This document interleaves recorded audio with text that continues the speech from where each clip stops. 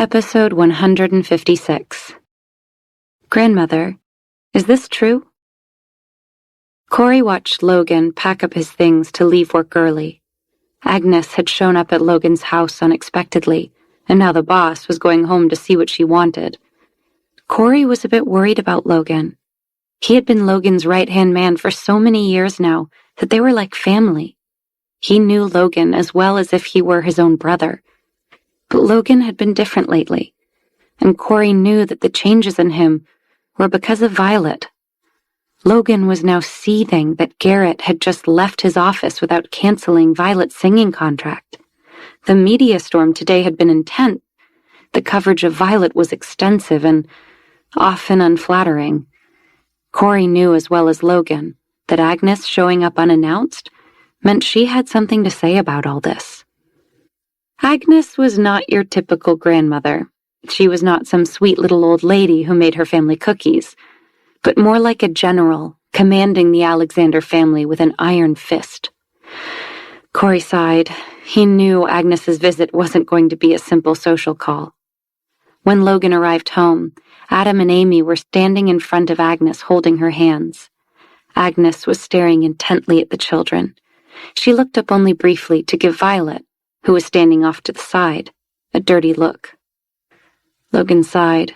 He had known his grandmother's visit wasn't going to be just a simple social call. "Grandmother, why are you here?" Logan asked, walking over to give her a kiss on the cheek. "If I didn't come over, I'm afraid the Alexander family would have to change their name to Kingston." Agnes's voice was loud and clear, and the look she gave Violet was filled with disgust. Agnes had not initially wanted to interfere with her grandson's personal matters, but when she had been having tea at her country club with some social acquaintances, Agnes had overheard a rumor that Violet and the Kingston family had been putting on quite the show in recent days. Agnes's ears had perked up. Who was Violet putting on a show for? Wasn't the person closest to the Kingston family, and Violet specifically, none other than her precious grandson Logan? There were plenty who'd come in and out of the lives of the Alexander and Kingston families. Mostly upper-class people, of course. But this situation, Agnes could tell, was different. Agnes hadn't wanted to draw attention to the Alexander family. Therefore, she had asked Alec to find someone to quietly look into the matter and find out exactly what was going on. The report Agnes had received had been shocking, to say the least. Alex's source had discovered that the Kingston family had not wanted anything to do with Violet since she returned to Los Angeles. She was the black sheep of the family and did not have the Kingstons' emotional or financial support. Naturally, Violet had to find someone to support her. Violet had returned to take revenge on the Kingston family. Agnes assumed that Violet must have done something awful and been run out of the country by the Kingstons. Now, Violet seemed to be back and was ready to take out her anger on her uncle and aunt. She even seemed to hate her own cousins. It was reported to Agnes that Violet's first order of business upon arriving back in the U.S. had been to find a wealthy man to seduce so that he could support her. Violet's friend, Ms. Haley St. James, had tried to put her in touch with Garrett about a job at Lorry Group. Agnes suspected that Garrett had been Violet's first potential target. But then, Violet found out that Elizabeth was interested in Logan, so she chose to go work at Smith Group instead to deliberately get close to him. Now, Violet had succeeded in seducing Logan, and the scandal between Violet and Logan was widespread. Agnes didn't believe Violet was smart enough to do all this on her own. There must be someone who was secretly helping her. Sure enough, Alex's source had discovered that Miranda Kingston's older brother, Ian, had been having an affair and was on bad terms with the Kingston family. Violet must have bribed Ian's mistress to get dirt on the Kingston family. The report Agnes received said that this was how Violet found out about Elizabeth and Logan's relationship. Agnes had been furious when she'd read the source's report. When she learned what else Alex had recently discovered, she grabbed Alex and hurriedly came to Logan's home. Now, standing in Logan's living room, She was cool as a cucumber, saying nothing. Alex stood quietly behind Agnes. It was all very suspicious, but Alex thought those who had gathered this intel for him were reliable, so he had believed every word. Plus, given what else he had uncovered, Agnes needed to talk to her grandson right away. Agnes thought, as the family heir, it was important for Logan to have stable people around him. This Violet was too dangerous. The thought made Agnes squirm with disgust. "Take a look at this." Agnes handed Logan a file folder and waited for him to finish reading the documents inside. Violet's motives were clear to her. She had kept the truth from Logan to get close to him and was planning on revealing it later when Logan wouldn't be able to easily deny her. Logan read the information with a frown. He couldn't believe it. Was everything in his grandmother's report true? When he was with Elizabeth, the two of them acted almost like strangers, cordial but without much to talk about even after all the years they had known each other. So how had Violet known that he and Elizabeth were in a relationship? Could she really have sought out this mistress to get information on Logan? Logan shook his head in disbelief. Logan thought this report just didn't match up to his experience. If Violet had taken the job as his secretary to deliberately target him, then why had she not tried to curry favor with him? Why would Violet constantly argue with him if she was trying to seduce him? When she and the children were in danger, Violet hadn't asked him for help. Logan had been the one to offer his protection. He'd practically forced Violet to move in with him after the kidnapping. And Logan didn't think that Violet had plotted for someone to kidnap her and the children, simply to create some sort of false narrative. Logan did not believe that Violet would ever do such a thing. "What is this, grandmother? I don't understand." Logan looked up at her. "Keep reading, and then judge for yourself whether or not some people are truly innocent." Agnes thought the way Violet's actions were described in the report was, frankly, going easy on her. She was beyond deceitful. Violet was using the blood of the Alexander family to get close to her grandson. It was clear what Violet's goal was, but Agnes would not allow it. This woman was despicable. Logan continued reading while Agnes watched him. His face suddenly went pale. "What?" Logan exclaimed. Logan felt tears burning the backs of his eyes. Logan never cried, but he had not felt this emotional since he was a child. "Grandmother, is this true?" he asked her in shock. "This is the result of Alex's carefully collected information and the best testing available. Do you still doubt it?" "But how can this be true?" Logan was incredulous. What the final page in Agnes's folder said couldn't possibly be true. He wanted to call it a miracle or a dream come true. And now Logan understood why his grandmother had said Violet deliberately targeted him. The final page in the report clearly stated that Logan and the two children shared DNA, which could only mean one thing. Logan was Adam and Amy's biological father. Logan felt like he'd been struck by lightning. He oscillated between a state of ecstasy, then doubt. After all, this was too absurd. And what about Violet? Was Violet really the mother of the children? Logan turned to stare at Violet, his mind racing with a million possibilities. Across town, Miranda and Chloe were having a drink together as they waited to sit down for a celebratory dinner. Their spies had reported that Logan had left work early today when Agnes had shown up unexpectedly at his house. Everything had gone according to plan. At this very moment, Violet was likely being given her walking away papers by Logan. The women had gone out to a high-end restaurant to celebrate their success. Chloe and Miranda had planned everything, including getting someone to sit next to Agnes at her country club and gossip loudly about the Kingstons and Violet. The old woman had taken the bait, and Alex had hired investigators to look into the matter. Of course, Alex had no idea that the investigators he hired were already on Miranda's payroll. Chloe had fed them the false information about Violet which they had dutifully reported back to Alec. Now Agnes was on the warpath and wanted Violet gone. This called for a celebration. Miranda raised her glass. A toast to Violet's imminent demise. As long as Agnes and Logan suspect Violet, she will be isolated and helpless. No matter how talented that lawyer friend of hers is, he is no match for us. Violet may have won some battles, but the Kingstons have won this war.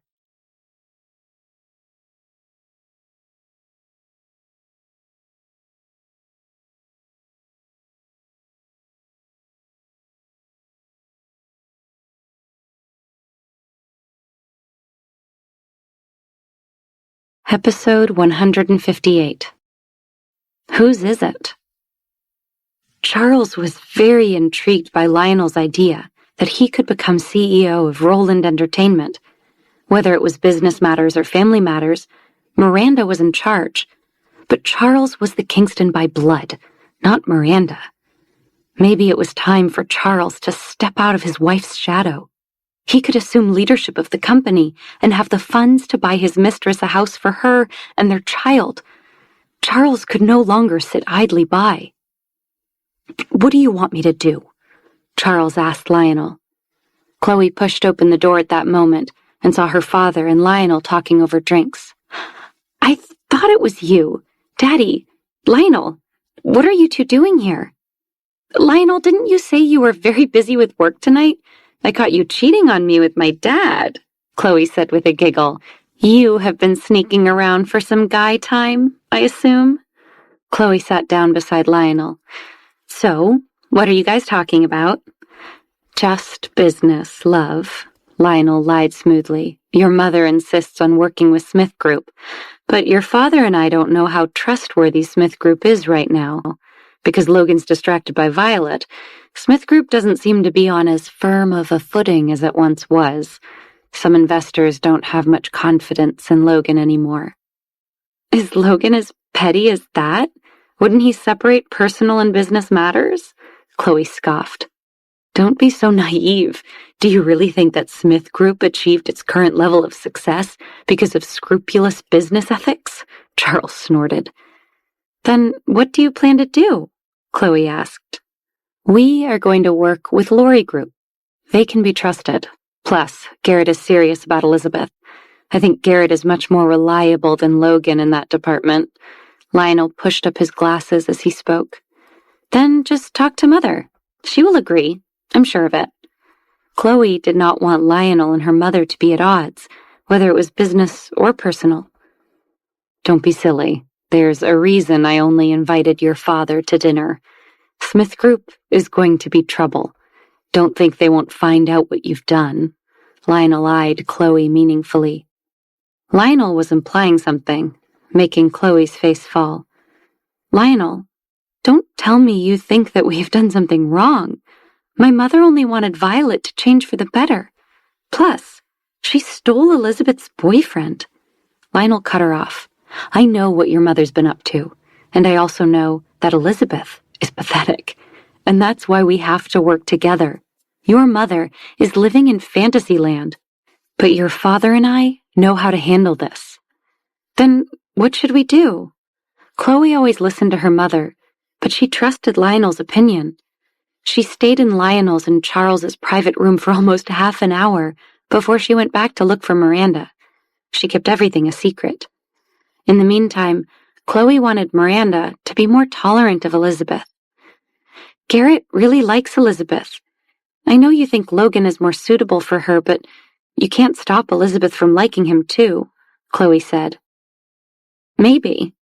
I'll think about what you've said. But our ties with Smith Group cannot be broken. We must hold on tight and let Elizabeth know some respectability. It doesn't matter who she likes and who likes her. The most important thing is what the family wants," Miranda responded. Chloe nodded and thought of Lionel's words.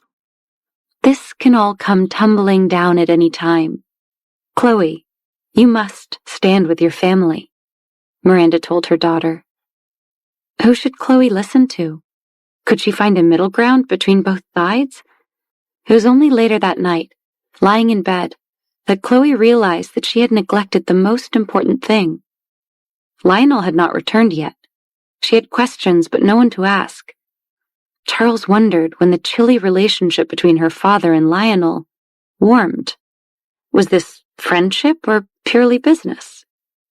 The more she thought about it, the stranger she felt. Finally, she got up and called Lionel to ask where he was. Lionel said he was at a social gathering, but he didn't tell Chloe where he was. Ever since Violet had returned, Chloe had been anxious. She was afraid that Violet and Lionel's old relationship would rekindle. It was late, and Lionel still hadn't come home, so Chloe changed into her clothes and decided to go out and look for him. She quietly exited the house through the lower staff entrance. She had years of practice sneaking out. Chloe knew how to sneak out without waking up the household. After all, Chloe had often snuck out in the middle of the night to do Miranda's dirty work. Chloe thought she knew Lionel might be at the clubhouse. Chloe knew that this was the hottest place to go to impress people. Maybe Lionel was taking out business clients, trying to land their business by spending a ridiculous amount of money on drinks to impress them. This thought calmed Chloe a little, but she still walked quickly to the club's private rooms. If it was a business gathering, she would just take a quick peek inside and then leave quietly. Lionel would never even know she'd been there. Chloe didn't want to embarrass Lionel after all. However, when Chloe pushed open the door of the private room, she was shocked to not only see Lionel, but her father and a woman with a slightly bulging belly. Chloe was stunned. "Who are you?" Chloe screeched at the woman. The woman was clearly pregnant. Had Lionel cheated with this woman? Chloe was enraged. She rushed forward and was about to hit the woman when she quickly ducked behind Charles. That was strange, Chloe thought. The woman had not hidden behind Lionel, but behind her father. The woman looked at Chloe with shock and suspicion. Charles grabbed his daughter's hands to stop her from hitting the woman. "Why did you want to hit me the moment you came in? Who are you? Charles, do you know this woman?" She looked at Chloe suspiciously. "Dad!" Chloe couldn't believe this was happening. She hated her father at that moment. "Chloe, why are you here?" Lionel was a little nervous. He asked Charles to take the woman outside. "Stop right there!" Chloe yelled at them. She couldn't let them get away with this. Chloe blocked Charles and the woman from leaving. Chloe glared at Charles and Lionel. "Did you two think you could hide this from me? Whose baby is it? Tell me, now." Chloe needed answers. Regardless of whether it was Lionel's or Charles's child, this would be a blow to the Kingston family.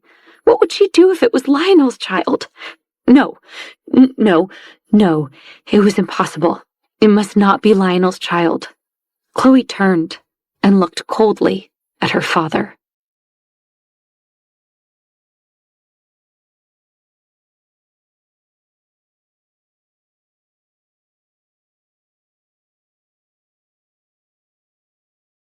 Episode 159.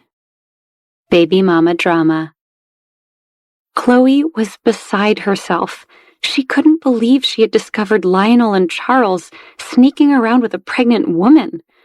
Chloe wanted to know whose baby mama this woman was, and she wanted to know now. "Chloe, you can't blame yourself. Your mother has been focusing on herself and the company all these years. She doesn't have time to care about me, let alone give you a little brother. Look, screw her!" Chloe screamed at her father and the homewrecker. Miranda wasn't pregnant, so her father must be talking about someone else giving her a little brother? So this woman had to be her father's mistress. She glared at her father and the woman, but was also secretly relieved the baby wasn't Lionel's.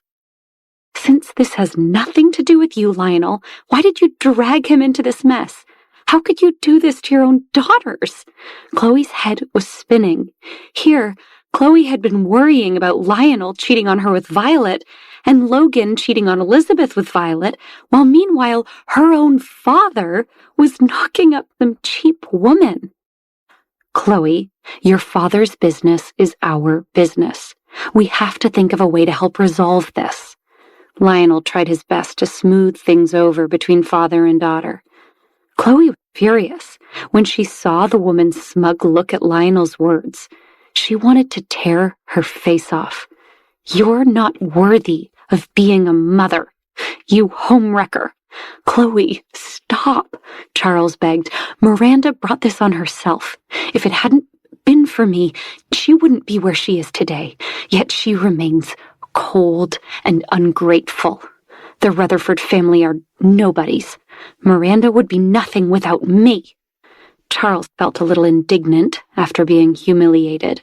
He patted the woman's hand and helped her sit down on the sofa. Please, Chloe, it's best not to tell your mother. But promise me you won't tell her, Charles implored his daughter. Why? Are you scared of what Mother will do? Chloe stared at her father fiercely. What should I be scared of? Charles was indeed afraid, but he would not admit it. Lionel tried to mediate. Chloe, this is an important time for the Kingston family. If word of this gets out, the media will have a field day. The story will blow up and hurt the family's reputation. Let's help your father sort this out. Lionel's voice and expression were very sincere. Chloe was touched for a moment that he seemed to care so much about her and her family. It seemed like Lionel and her mother were the only people she could really rely on. If her dad's affair with this woman was exposed, her mother would be ruined. No, Chloe would not allow such a situation to happen. Having a little brother might be nice. Lionel held Chloe's hand and smiled. Chloe stared at him warily. Lionel turned to Charles and said he would do what he promised him he'd do. Then Lionel asked Charles to take the woman home and then return home himself as soon as possible. It was late, and he didn't want Miranda to grow suspicious. Chloe and I will leave first. Lionel and Chloe headed to her car. From the outside, they looked like a normal, loving couple just coming from dinner. Perhaps only a cunning woman could tame Lionel's heart. Why are there women who steal other people's husbands? Chloe held Lionel's hand tightly while he drove them home. Lionel did not answer her. He only said that he wanted to help Charles keep this under wraps for the sake of the Kingston family. But if I keep this a secret, I will feel like I'm betraying my mother, Chloe lamented. Do you have a better idea? Lionel asked her. Lionel, tell me you would never do something like this to me. If you left me for Violet, I don't know what I would do, Chloe expressed. This has nothing to do with me or Violet. Right now, I only care about Roland Entertainment and you. Lionel's sincerity made Chloe feel a bit better. So, you do have a conscience, she said. What does conscience have to do with anything? I love you. Lionel smiled. He knew that Chloe would not let go of this so easily. As for Charles's mistress, if she wanted to have this baby, she was in for quite a ride. Naturally, Chloe felt that this woman must not have the child. Lionel was being too kind. The Kingston group was to be split equally between her and Elizabeth. She would not let their shares fall into the hands of a third person. Chloe didn't want or need a baby brother. The child should never be born. Chloe knew she would have to keep this a secret. She must not let Miranda know anything was amiss. She'd have to come up with a plan of how to deal with this on her own. If she needed help, she wouldn't be able to use her mother's staff like she normally would. Otherwise, Miranda would be suspicious. Chloe was deep in thought. Lionel, in the next few days there will be a press conference about the deal between the Kingstons and the Alexanders. When the time comes, ask that woman to attend. Tell her that as long as she does exactly what I say, I will help her keep the baby away from my mother. What are you going to do? Lionel looked at her warily. Nothing. I promise, Chloe said, too innocently. Really? Lionel didn't think he believed her. Yes. Now make sure the woman knows to listen to me and to do what I say. When the baby comes, we will provide her with a house as a reward. The money we have saved is more than enough to pay for a large home. We're using that money to get married. Plus, the company still needs to expand. Lionel was reluctant. I know you are planning for our future, Chloe smiled. At the very least, Lionel was seriously considering their future. Although Elizabeth had better luck turning men's heads, she felt that she had won on this point. If we don't deal with this situation properly, the Kingston family's reputation will be ruined, and we'll have no future. So let's hold off on getting married and settle this matter first. Lionel could only nod his head unhappily. Chloe was extremely disappointed in Charles, but she had gotten used to it. All these years, only her mother had provided for her and her sister. Chloe and Lionel went home together, but she did not tell him her plan. Chloe was always afraid that he was still thinking about Violet. Maybe there was a way to use this situation to further tarnish Violet in Logan's eye. The information they had fed Agnes said that Violet got close to Logan to take revenge on the Kingstons. Maybe this pregnant woman could prove useful. Chloe knew that her father really did love her mother and could not bear to divorce. What if Violet had sent someone to find this woman so she could turn the Rutherford and Kingston families upside down and cause Miranda and Charles to separate? Then the woman would have a chance at becoming Charles's wife, because Violet would help her. Chloe thought this sounded just like something Violet would do.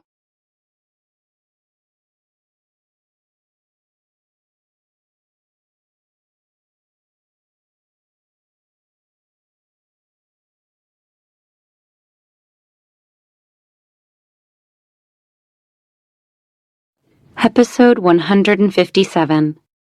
Men need to stick together. Miranda and Chloe were about to sit down and celebrate Violet's destruction. Their spies had reported that Agnes had shown up at Logan's home with their false report of Violet's misdeeds. Agnes had believed the report Chloe planted and had gone to confront Logan. It was only a matter of time before Logan kicked Violet out and fired her. Violet would be helpless, alone, and no longer a threat to the Kingston family. It was time to celebrate. Miranda thought Chloe was so much like her. You are simply the best, Chloe. To think you came up with this entire plan. Miranda put her arm around her daughter's shoulders, and a waiter came to show them to their table by the window. As Chloe followed her mother, she saw a familiar figure enter a nearby hallway out of the corner of her eye. Mom, I'm going to the restroom, Chloe hurriedly said. Didn't you just go? Miranda asked. Well, I need to go again, Chloe replied. All right, go. I'll wait for you at our table. But hurry up. I have something to discuss with you. There were rumors that Elizabeth and Garrett were growing closer. Miranda wanted to hear Chloe's opinion of this development. Chloe was worried about the figure she'd just seen and absent-mindedly nodded her agreement to Miranda before quickly walking towards the hallway. Charles had been very happy recently. The woman he had been seeing on the side was about to have a baby. This was a good thing, but it also came with a big problem. His mistress wanted to live like a queen. She had her sights set on a giant house. Charles only had access to the annual dividends from some shares he held. He couldn't afford a house on his own. He needed to use the company's accounts just to go out to dinner. Miranda tightly controlled his account, afraid that he would mess around. If he tried to buy his mistress a house, Miranda would find out. Miranda would cut him off. Just as he was worried about all this, Lionel arrived. Originally, Charles had some reservations about Lionel as a son-in-law. After all, Lionel had been with Violet for more than 10 years. They had been childhood sweethearts. After Violet's parents died, Lionel started getting friendly with Chloe. Charles thought Lionel acted heartless with Violet. If he could treat Violet like that, What would stop him from treating Chloe the same way in the future? But now, Lionel knew about his predicament, so Charles had to trust him. He had asked Lionel for help with his situation so that Miranda and Chloe wouldn't find out. Furthermore, Charles needed Lionel's advice on what to do about the Kingston's flailing company, Roland Entertainment. The Kingston family would be Elizabeth's only support if her relationship with Logan didn't continue. Only when the situation at Roland Entertainment improved would Elizabeth's life improve. If Elizabeth and Logan reconciled, Roland Entertainment would rebound stronger than ever. They could recoup their losses and regain their reputation. But Charles wasn't so sure that there was ever going to be a reconciliation between Elizabeth and Logan. Ever since Violet had returned, Roland Entertainment had hit a rough patch. The rumors that Logan disliked Elizabeth and was in love with Violet had damaged Roland Entertainment's bottom line. Without Logan's support, Roland Entertainment was nothing. The big companies who were interested in collaborating with them would only do so if they knew that Roland Entertainment had Smith Group's backing. Charles and Lionel had only recently started meeting for dinner. Charles hadn't been very friendly to him until Lionel had found out about Charles's secret. After they ordered their drinks, Lionel got right to the point.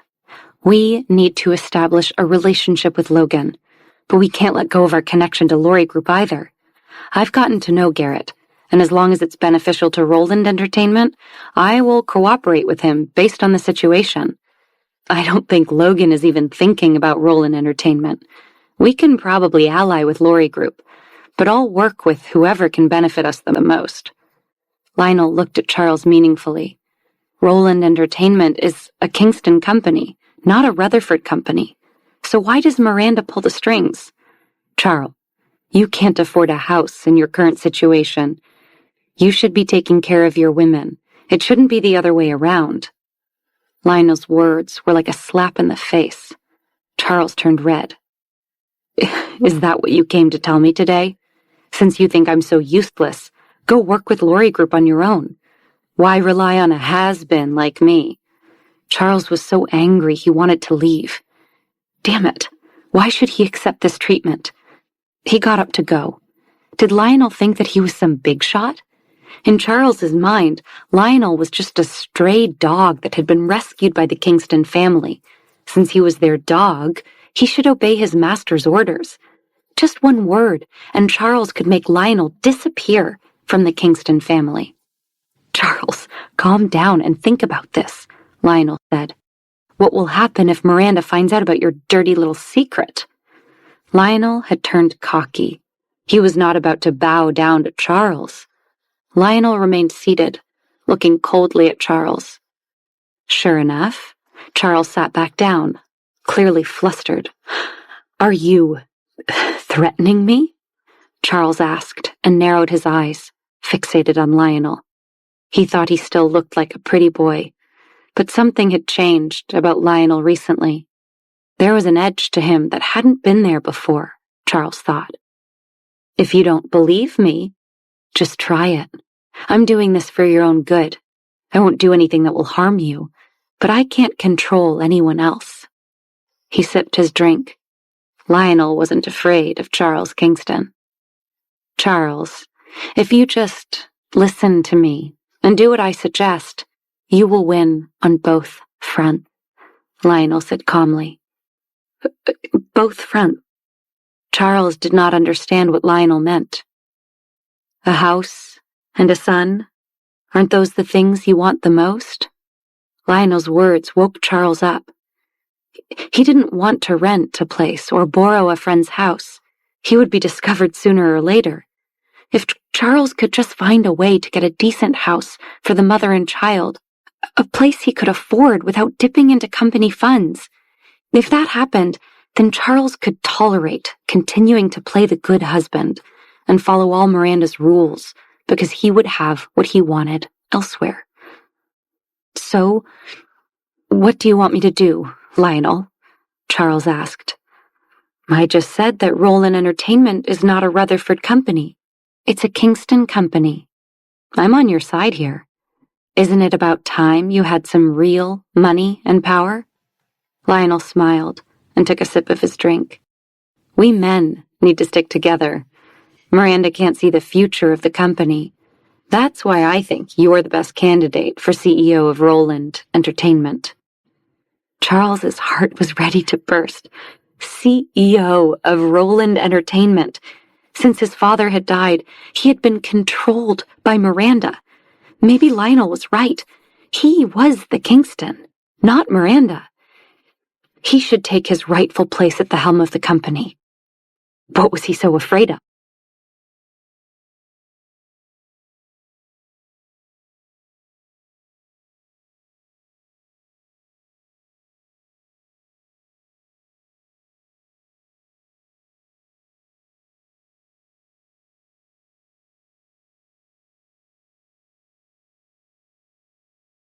Episode 160. The Truth. Violet didn't know what the documents Agnes had presented to Logan said, but she knew whatever it wasn't good. Logan was still staring at Violet in shock. She'd never seen Logan so emotional. What was going on? She beckoned Adam and Amy to her side and put her arms around their shoulders protectively.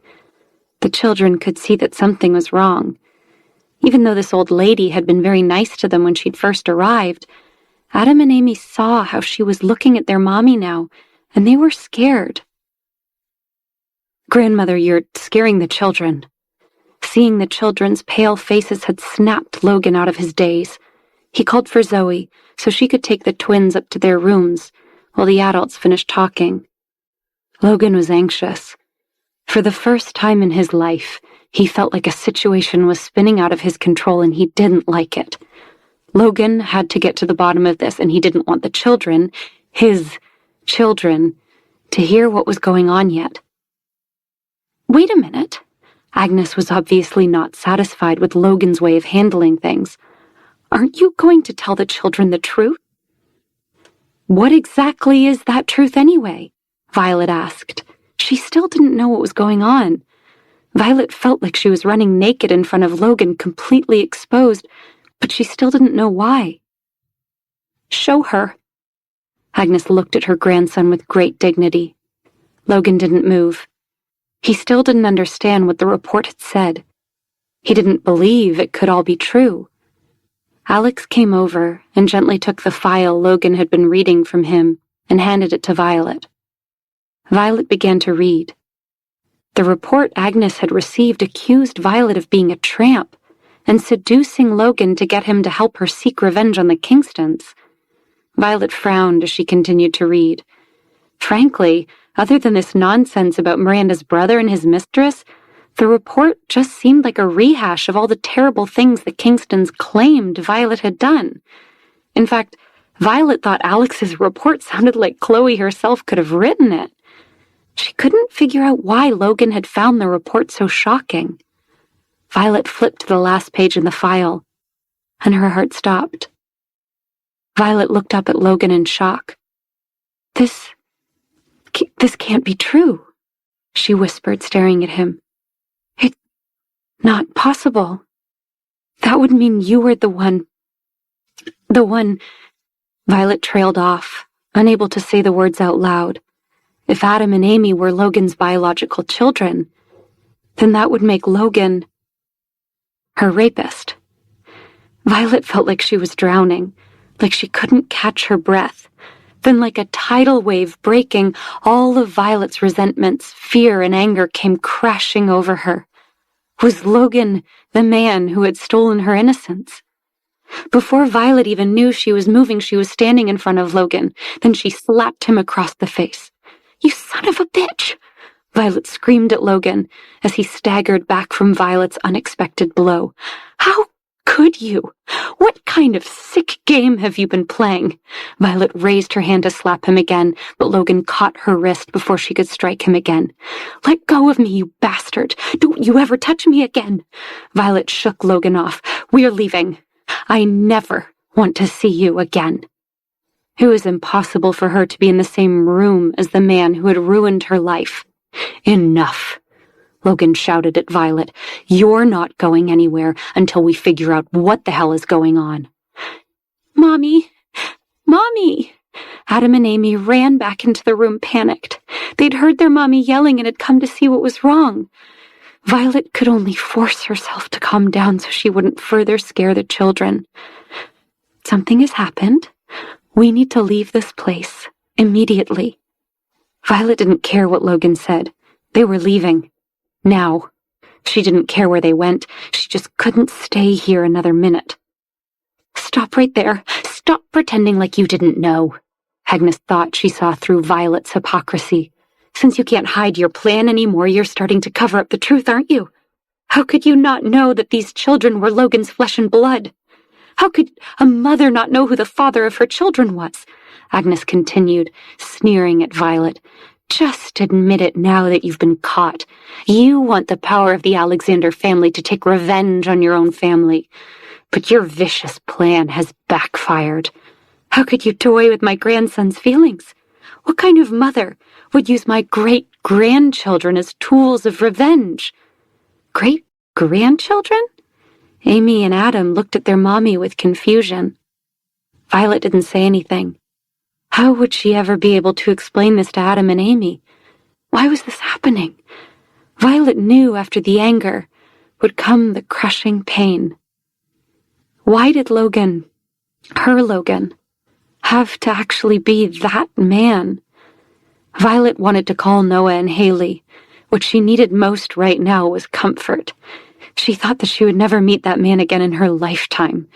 She would never have expected that man would be Logan, CEO of Smith Group, heir of the Alexander family, her boss, and worst of all, her lover. No wonder that night 4 years ago had occurred at one of the best hotels in Los Angeles. That night, Chloe tricked Violet into going to the hotel to fetch her. Violet's eyes and throat burned with tears. She was very emotional. She grabbed Adam and Amy and was about to go upstairs to pack her things and leave, but Logan stopped her. Agnes also wouldn't let her go. It wasn't that she didn't want Violet to leave, but she would not let her take Agnes's grandchildren with her. "They are descendants of the Alexander family. You have been hiding them from us for so long and made your children suffer so much, and you still want to take them from us now?" Agnes was livid. Adam and Amy were frightened. They didn't like the scary look on the old lady's face.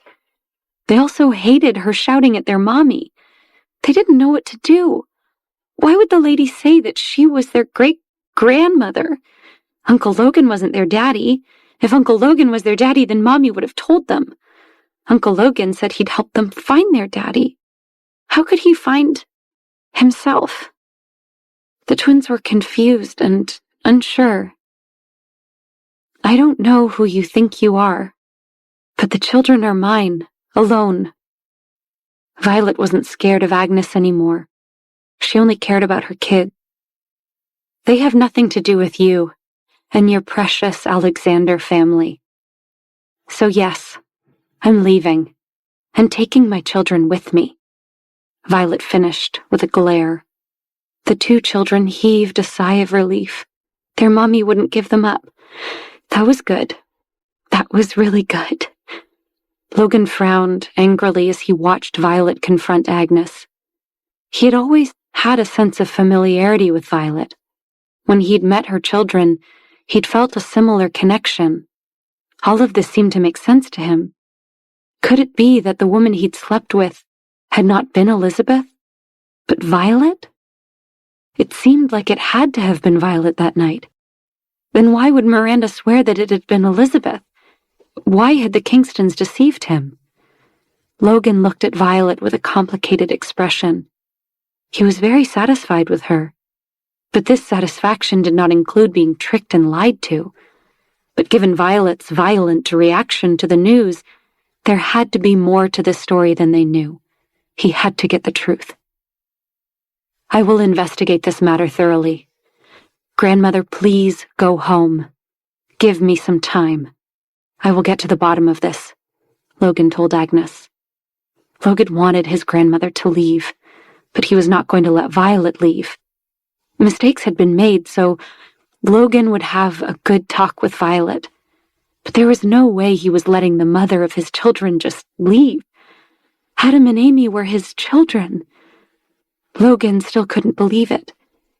He held back the wild joy he felt in his heart and instead scowled at Violet. "Grandmother, Violet and I need to talk. Alone." He wanted to figure out what had happened before deciding what to do about Violet. "Fine. I will give you 2 days to figure things out," Agnes conceded to her grandson. "But I'm taking the children home. With me."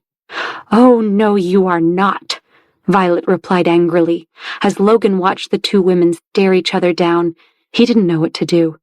He opened his mouth to try to mediate, but his wise, beyond his years son beat him to it. "It's okay, Mommy," Adam said. "We'll go. We want you and Uncle Logan to talk. We don't want you to fight anymore."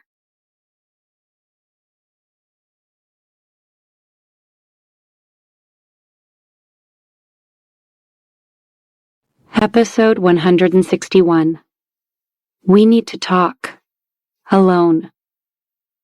Violet and Agnes were glaring at each other. After the revelation about Logan being the father of the twins, Logan wanted to talk to Violet, alone. Agnes wanted to take the children to her house, but Violet was refusing. Logan was trying to figure out how to handle this when Adam volunteered that the kids would go with the lady that said she was their great-grandmother so that Uncle Logan and Mommy could talk and make up. Adam and Amy didn't want them to fight anymore. "No, you can't go. I won't let them leave with you." Violet was distraught. Was Agnes trying to take the children away from her? Violet's eyes were filled with fear and sadness. If the Alexander family really wanted to take the twins away from Violet, then what would she do? If Logan was their father, then the Alexanders had a right to see the children. "Logan, I beg you, please don't let her take my children away," Violet begged him. She was leery and even a little afraid of Logan, given the revelations of the last hour, but she would beg him if it meant keeping her kids close. "Violet, calm down. It will be fine. Nothing is going to change the fact that you are the children's mother. We just need to talk. Alone. I think it's actually a good idea to have Adam and Amy go stay with my grandmother. It won't be for long. 2 days at the most. Besides, you should understand how my grandmother feels. She just found out she has 2 great-grandchildren. It'll be good for the 3 of them to spend some time together and get to know each other." Agnes had been having many doubts in her mind since she'd first seen the 2 children. Now that she knew they were indeed Logan's children, she didn't want to waste any more time. She wanted to take them to her house and get to know them. What kind of life could they have lived with a woman like Violet? Agnes thought. The Alexanders could give them everything. Agnes looked imperiously at Violet, glad that Logan was taking her side. Of course, she didn't know what else her grandson could possibly have to talk to that woman about. Violet's guilt seemed clear to her. "Please, don't worry. They'll be staying with my grandmother in the old residence. They'll be well taken care of. I want to clear the air between us," Logan promised Violet again and again. "How are you going to make things clear? I have no idea who you are anymore." Violet no longer trusted Logan after what she'd just learned. "All the more reason we need to sit down and talk this out. Alone," Logan replied coldly. He was frustrated that Violet seemed to think the worst of him when he was the one who had been deceived. Violet realized she had no choice. If she went against the Alexanders now, the consequences could be even worse later. She would have to trust Logan, even though she didn't want to. Noah and Haley would be back soon. They would help her then if she bided her time now.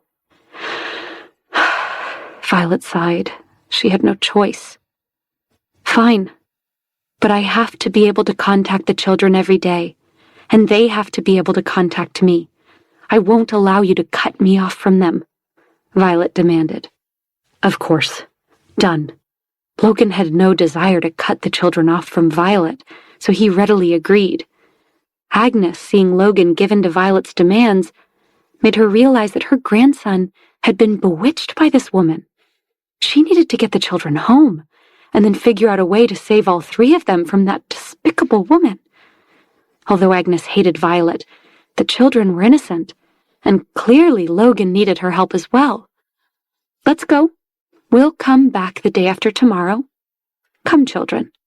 Agnes took each child by the hand and headed outside. Violet chased after them, stating that children's things hadn't been packed yet, but Agnes replied that the old residents should have everything they would need. Adam and Amy were no longer afraid, since Uncle Logan and Mommy wanted them to go with Agnes. Now the twins were curious and excited to learn more about this lady that called herself their great-grandmother. They even waved at Violet and giggled, saying that they would wait for Mommy's call tomorrow. Even though Violet was devastated, Agnes couldn't be happier at this turn of events. She was excited to get to know the grandchildren. Agnes asked them what their favorite food was. When she found out that Adam and Amy loved mac and cheese, she immediately asked Alex to book a table at her favorite restaurant for the next day, so she could take the twins to eat mac and cheese.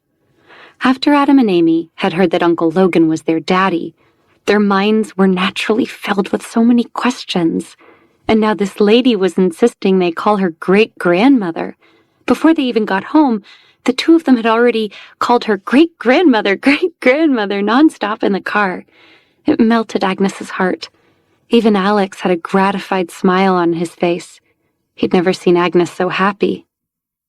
After the twins left with Agnes, Violet sat dejectedly on the sofa, her head in her hands. Logan watched her closely but said nothing. The atmosphere between Violet and Logan had grown even tenser now that the children were gone.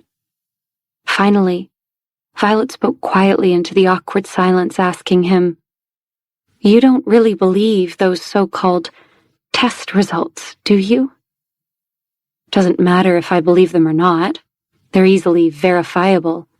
The facts will always be the facts," Logan answered. Logan did believe them. However, his heart was telling him that the children were his. Logan watched Violet. He was very confused. He needed Violet to be honest with him, completely honest. If she had done what the report claimed she had, he wanted her to apologize. Perhaps then they would still have a chance of salvaging this thing between them. Perhaps he could help save her. However, Violet had no intention of apologizing for anything. "Then I'll leave. I'll take the children and leave Los Angeles for good." When she thought that the children could actually be Logan's, Violet felt as if she had been separated from her previous life, as if she had been transmigrated to a parallel universe. Her spirit and flesh were separated, and her physical body was receiving the news. However, her soul was floating high in the air, telling her that this was not real, that it was just a dream. When she woke up, she would be fine, and she would still be able to live a peaceful life. Why had she returned to Los Angeles? Why had she applied to be Logan's secretary at Smith Group? "Violet, you were so stupid," she thought to herself. "No, you're not leaving. We need to figure out what's going on, and we can only do that together." Logan sighed and lowered himself to sit on the other end of the sofa. "From now on, we are going to be honest with each other. You need to tell me everything you know, every detail, no matter how unimportant it seems, and I will do the same. It's time for the truth, Violet. It's time for us to figure out what our truth really is." Miranda was feeling very satisfied. The plan that she had concocted with Chloe had already come to fruition.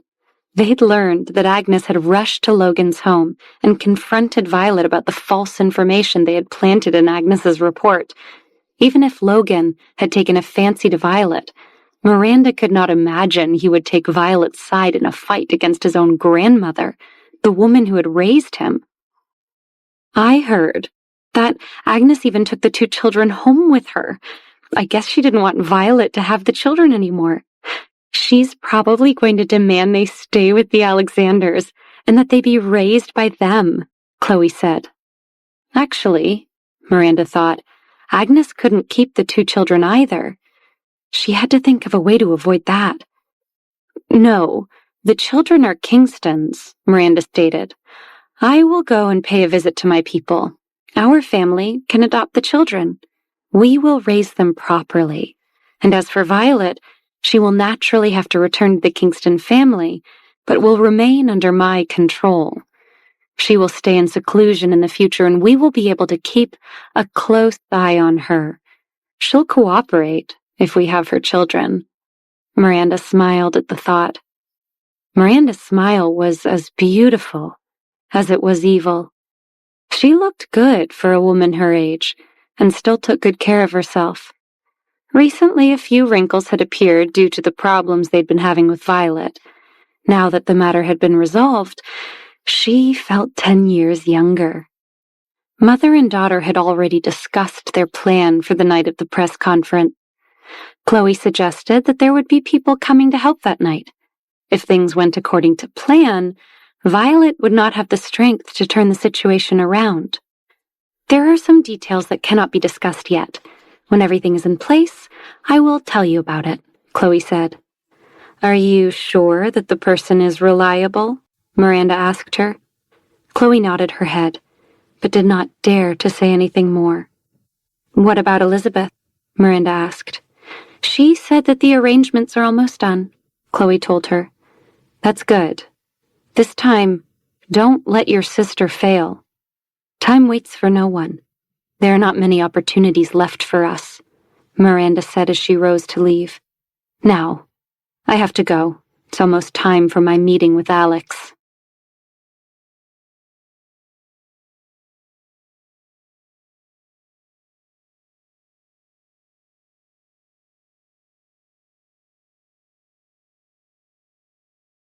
Episode 163. Adam and Amy Alexander.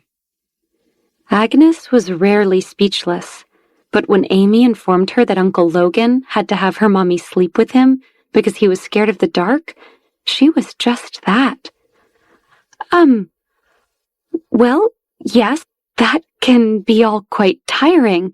You can stop letting your mother do that in the future and let Uncle Logan sleep by himself, Agnes suggested quickly.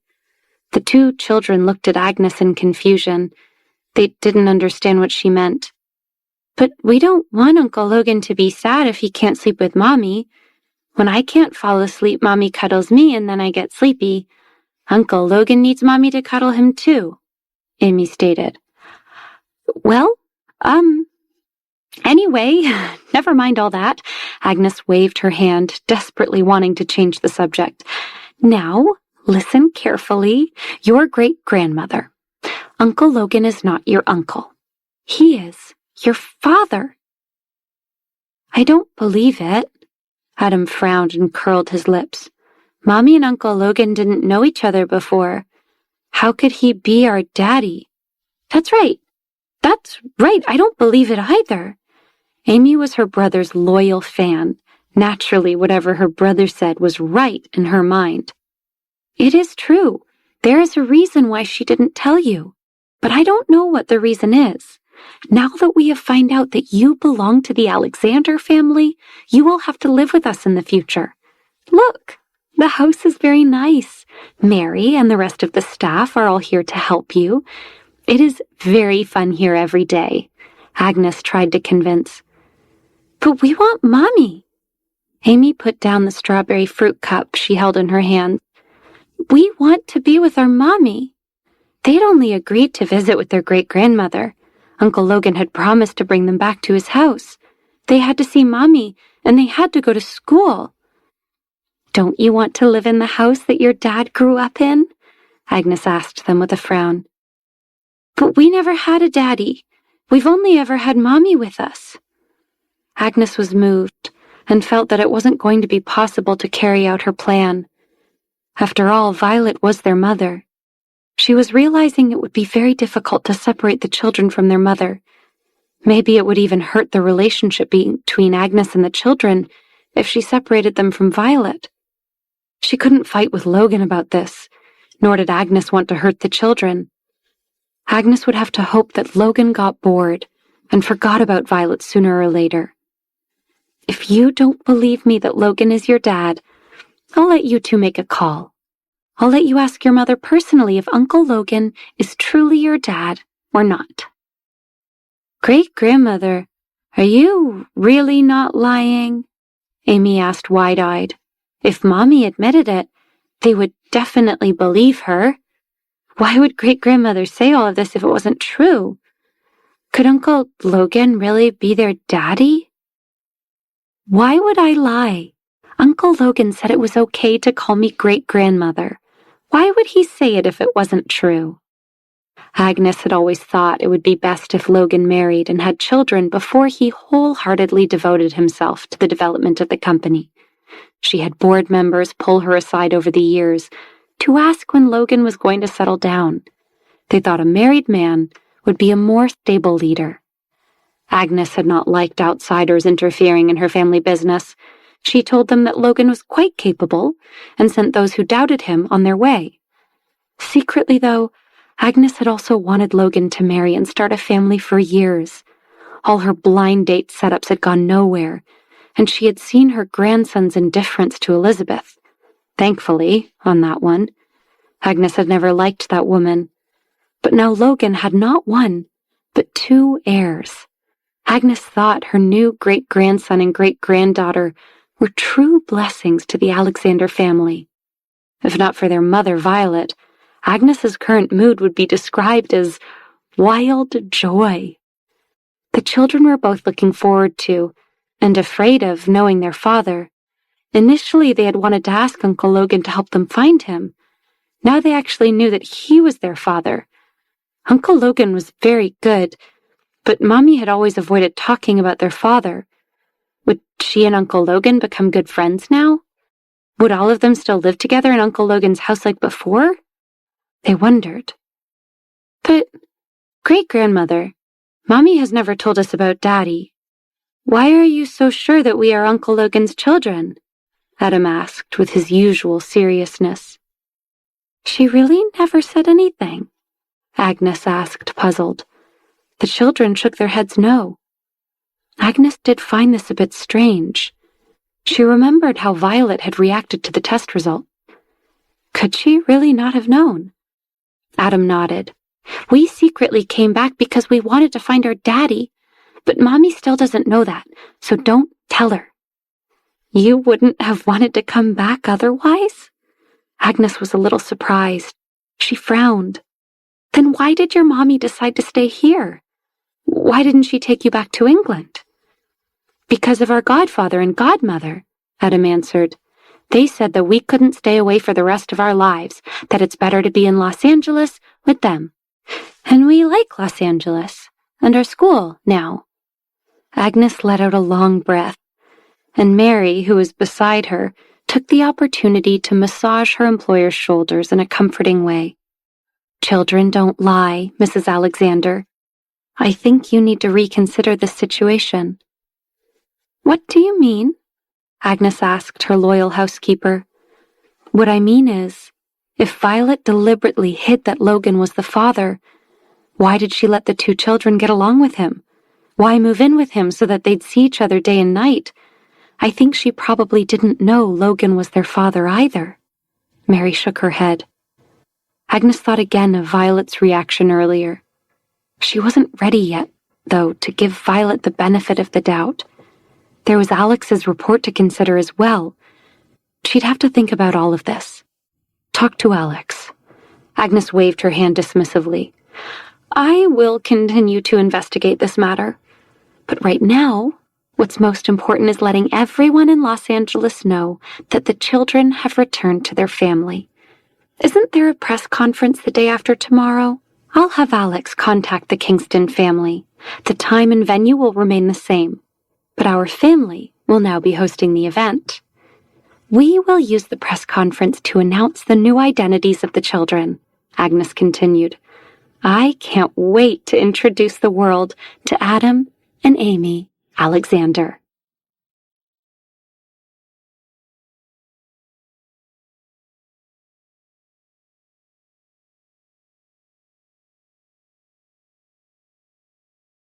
Episode 164. What happened 4 years ago? Agnes was having a wonderful time getting to know Adam and Amy. Today, she had Alex arrange a whole schedule of fun activities so she and the children could spend the entire day together. She was looking forward to eating and playing with them. Agnes found the twins delightful to be around. She enjoyed talking to them and the interesting things they said.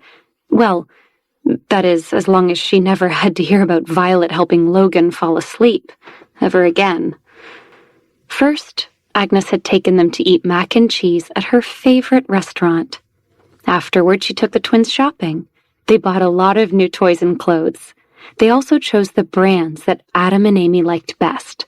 They purchased clothes for the 4 seasons of the year, all of which were the latest limited edition designs.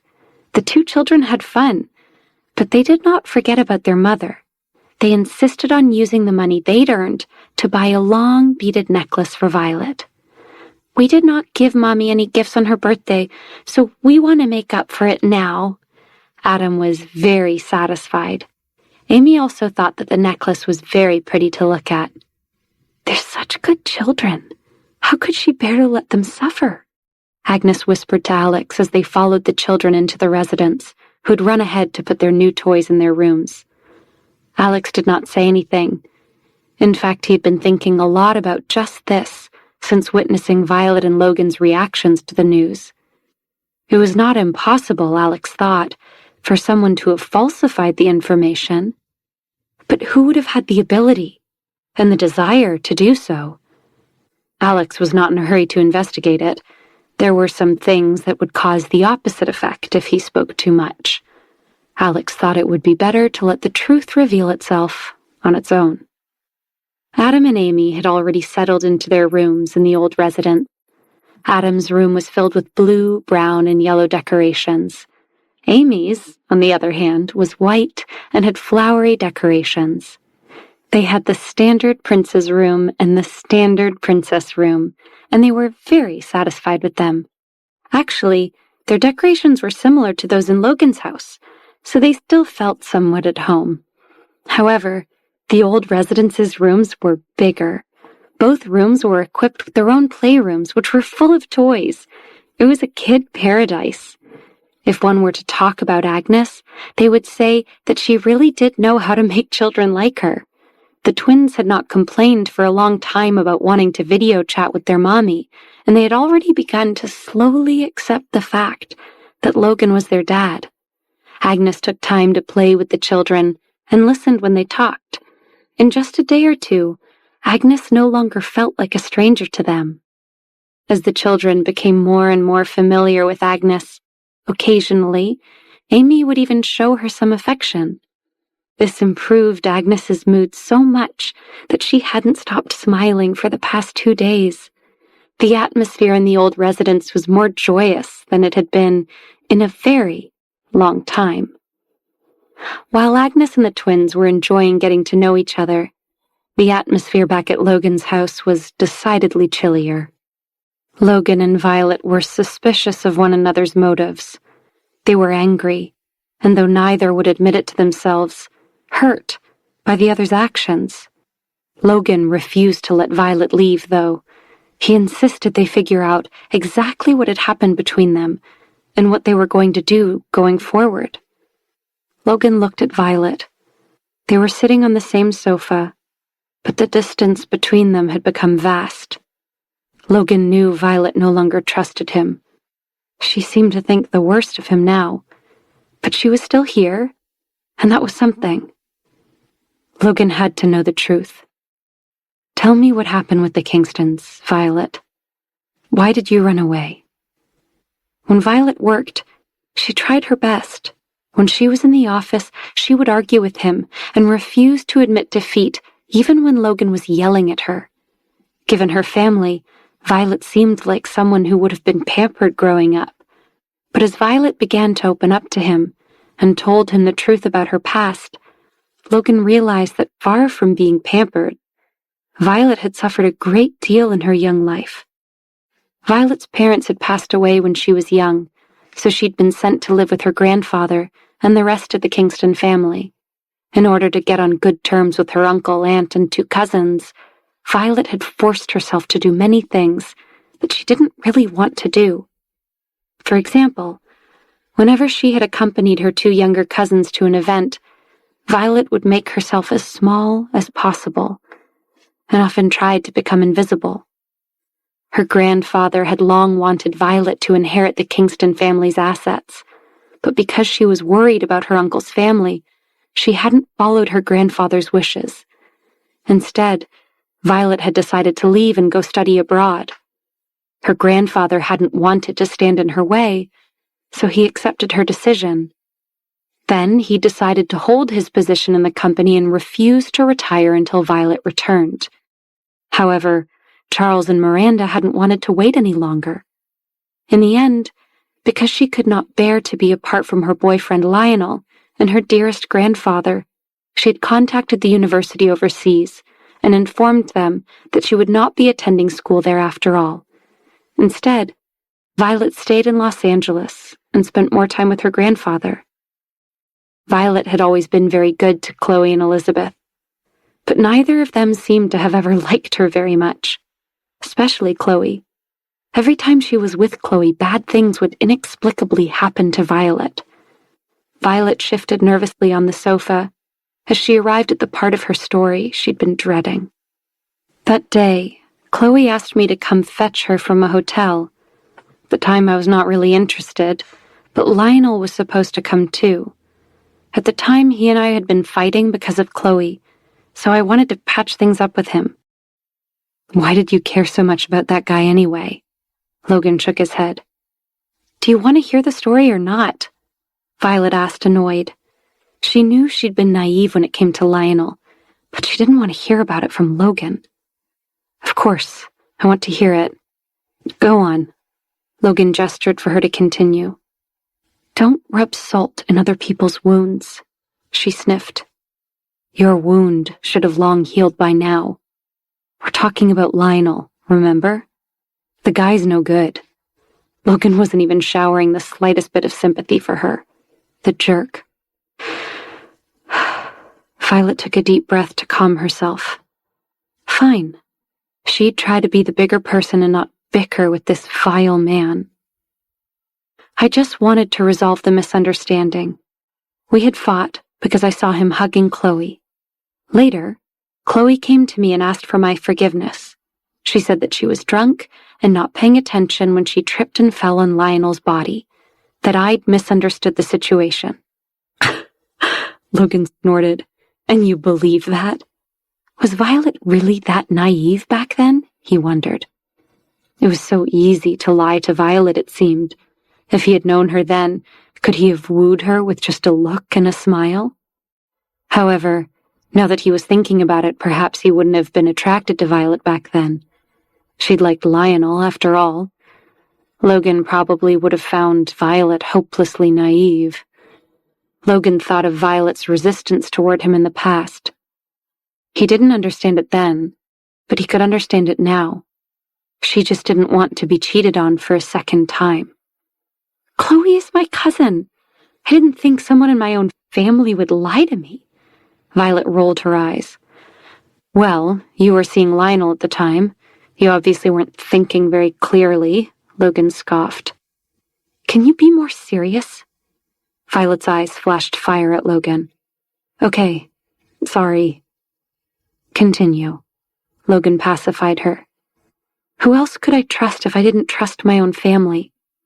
Plus, at the time I'd known Lionel for years. He was my childhood sweetheart. I didn't yet know what he was capable of. Violet had never thought that she would be betrayed by someone so close to her. Violet couldn't look at Logan when she began to tell him about what happened that night in the hotel.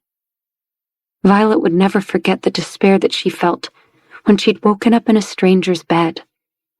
Back then, she'd thought it would be better to die than to live through her shame.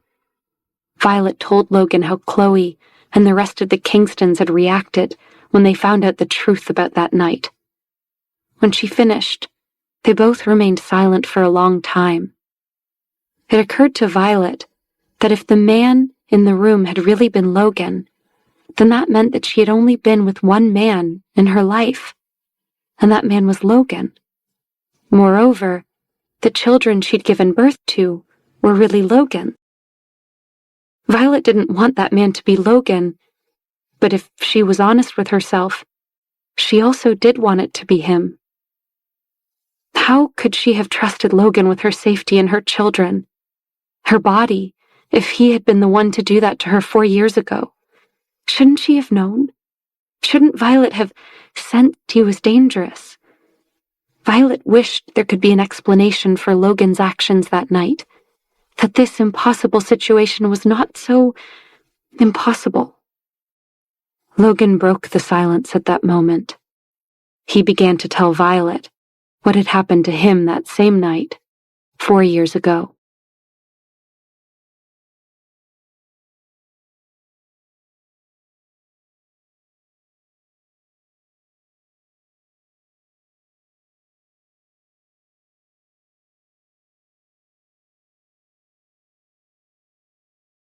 Episode 162.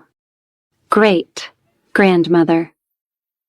Miranda met Alex at a turnout just past the entrance to Elm Road. They had agreed to meet here versus at the Alexander family residence to avoid being seen. Miranda wanted to talk to Alex about Adam and Amy coming to live with her now. They were Kingstons after all. Miranda had put on her best diplomatic face as she addressed Alex. The Kingston family is very willing to raise the children. What their mother did has nothing to do with them. The children are innocent, so I hope Agnes can forgive them. Miranda's tone and expression were sincere, but Alex remained indifferent. Agnes is thrilled to have the children with her. I've never seen her in such a good mood, Alex told Miranda. Miranda didn't believe him. In a good mood. He was just refusing to admit the truth. Agnes's grandson had been seduced and tricked by a woman's lies. How could the old lady be in a good mood about that? Who was she lying to? Miranda complained in her mind, but she put on a sincere smile on her face. Yes, indeed. Well, you know we are here for the children whenever Agnes is ready. All right, I will go back then. If Agnes wants to see me or if the children want to go home, just let me know. Alex nodded his head and did not say yes or no. He just watched Miranda drive off and then went back to report to Agnes. She left? Agnes raised her eyebrows. She asked one of the servants to wash and cut the fruit for the children sitting at the table. Tomorrow was Saturday. Where should she take them to play? Miranda seems really anxious to keep an eye on the children. It seems that she thinks Logan might have been neglecting her superstar daughter lately. According to Logan, they're just friendly acquaintances. He says there is nothing between him and Elizabeth, Alex reminded her. Well, that friendly acquaintance has been good to the Kingston family during these past few years. Elizabeth would not be a big star without Logan's backing. Agnes silently rolled her eyes. Yes, you are right, Alex agreed. Anyway, Miranda was born a Roland, and a Roland can't equal the status of an Alexander. The children should be with me. My position is higher, Agnes said. But Violet is the true heiress of the Kingston family, Alex reminded Agnes. Yes, although Violet is not necessarily the most suitable to sit in the position. Well, unless she had someone to help her, that is. A capable husband, for instance. Did you forget the news that lawyer announced at the Kingston's banquet? Alex asked.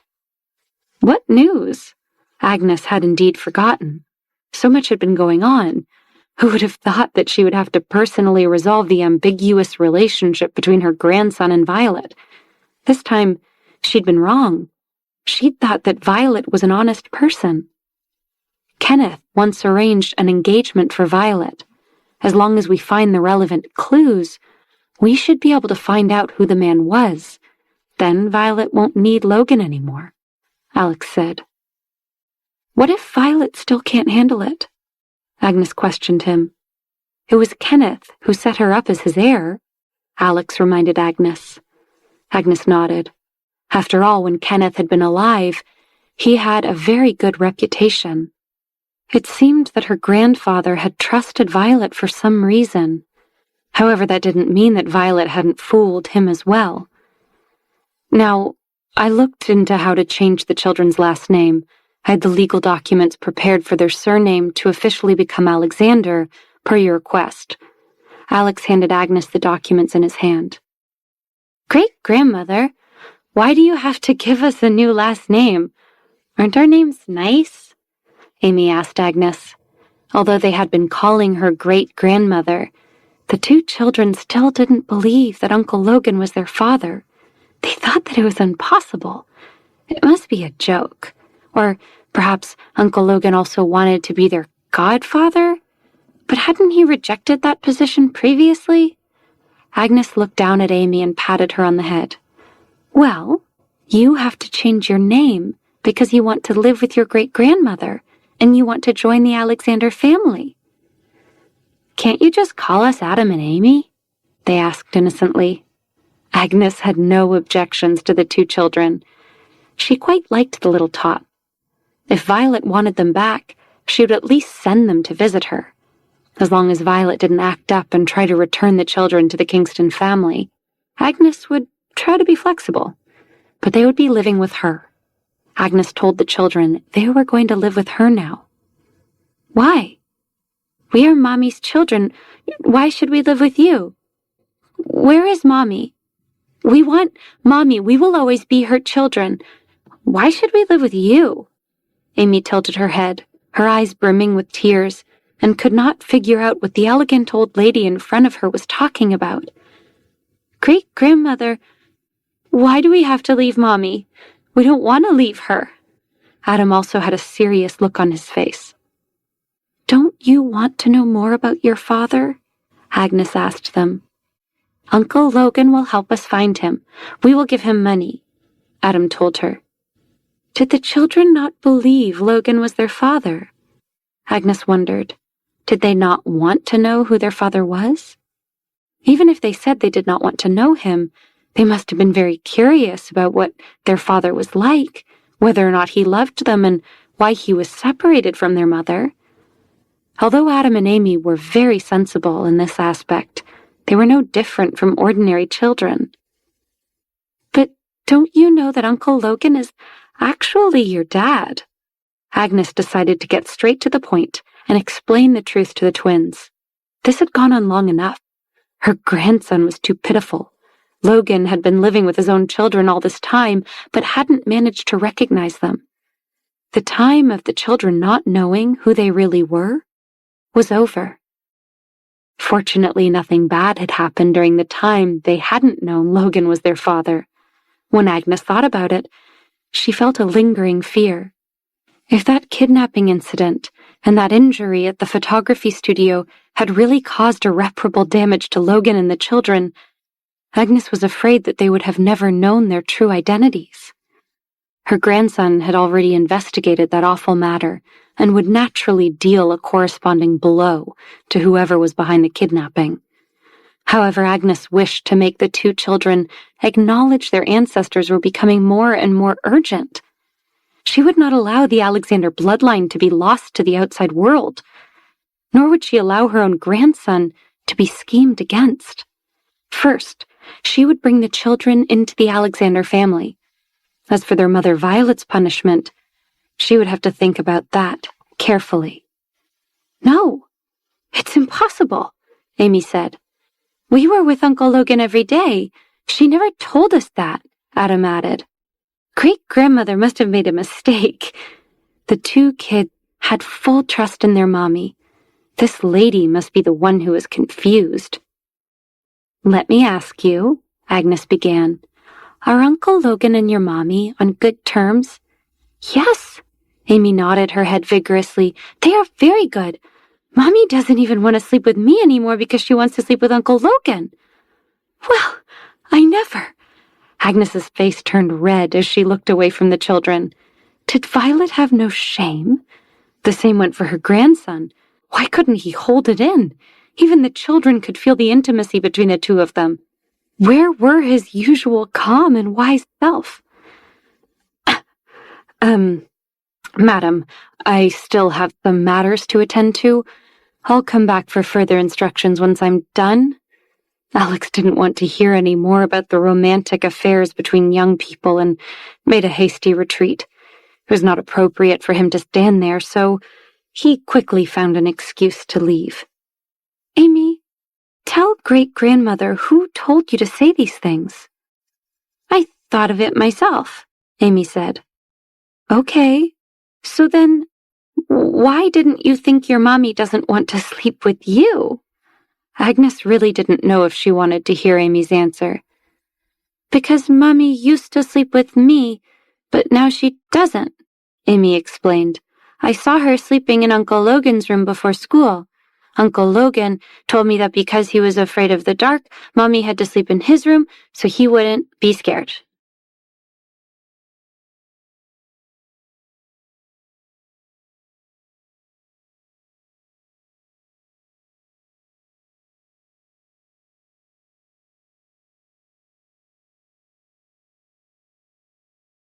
Episode 165.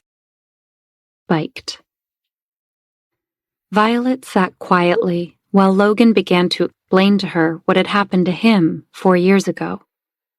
The same day she had gone to the hotel to see Lionel, Logan had been at the same hotel, attending a press reception for the Smith Group's newest film.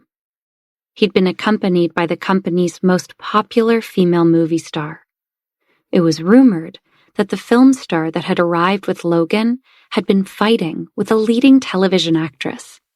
Each wanted to ruin the other's reputation. Somehow, their fight had turned into a battle over Logan. The victor would be the one who accompanied Logan to that night's reception. Logan knew about the women fighting over him, but rather than feeling flattered, he'd only felt annoyed.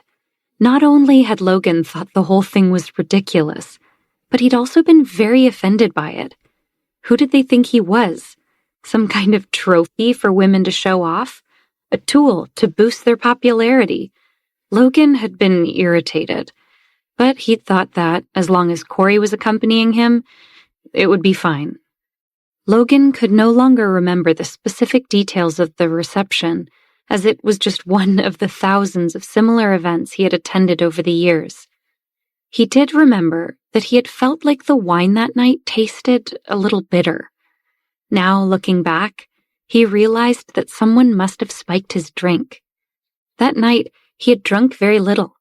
Logan was not much of a drinker, to begin with, and he would never have allowed himself to overindulge in public, let alone at a work function. However, that night, after just a few sips, Logan had become quite dizzy.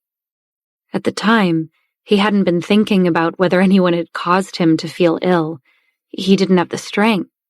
He'd found Corey, who was also in attendance at the event, and asked him to help him. Corey knew he couldn't allow anyone to notice the state his boss was in, especially the press, so he'd immediately taken Logan to the hotel's presidential suite on the top floor to lie down. After settling Logan into the room, Corey had gone to find someone that could help him. He called Logan's doctor to ask if he had a solution. After coming up with a remedy, the doctor had said that he would send someone over to help and asked Corey to wait at the elevator so that he could bring the nurse up to Logan's room as soon as he arrived. Corey had waited with Logan until it was about time for the nurse to arrive. Then he'd left the suite to take the elevator down to the lobby to meet him. While he was waiting, Corey received a call. It was from a reporter who wanted to ask Logan some additional questions about the new film. Corey had quickly offered to answer the reporter's questions himself and gone off to find her so she wouldn't be suspicious. But when Corey finally returned to the presidential suite with the nurse, Logan was gone. Corey didn't know what had happened to Logan until the next day, when Logan had called him from a different suite on the same floor. They deduced a drugged Logan must have wandered out of the room while waiting for Corey and then returned to the wrong suite in his disoriented state. That night, when Violet had shown up at the hotel, she couldn't find Lionel or Chloe anywhere. The moment she came to the hotel, she gulped down a drink as she was thirsty, searching for Chloe. Little did she know that Chloe mixed sedatives in her drink to lock her up for the entire night. Violet was uneasy and felt that something was not right. She was going to call an Uber and go home. However, while she had been searching for her phone and her purse, someone had forcefully grabbed her from behind and started dragging her backward. Violet tried to fight the man off, but he was much stronger than her. When she had spotted several members of the hotel staff at the end of the hallway, she'd shouted for help, and only then had the man let go of her. Violet had quickly taken advantage of this and run into the elevator in a daze. Flustered and afraid, she hadn't known which button to press, so she randomly selected one as quickly as possible to get away from the person who had attacked her. She hadn't known which floor she'd ended up on. The hallway was quiet. She'd known that she couldn't stay in the hallway because the man might be looking for her still, so she had started down the hallway, thinking that if she saw someone, she'd ask for help, and if she found an empty room, she would go in and hide and call for help. Violet remembered feeling guilty as she looked for someone to help her. She hadn't paid much attention to her grandfather because of the conflict she'd been having with Lionel. She'd realized that she had been acting selfishly.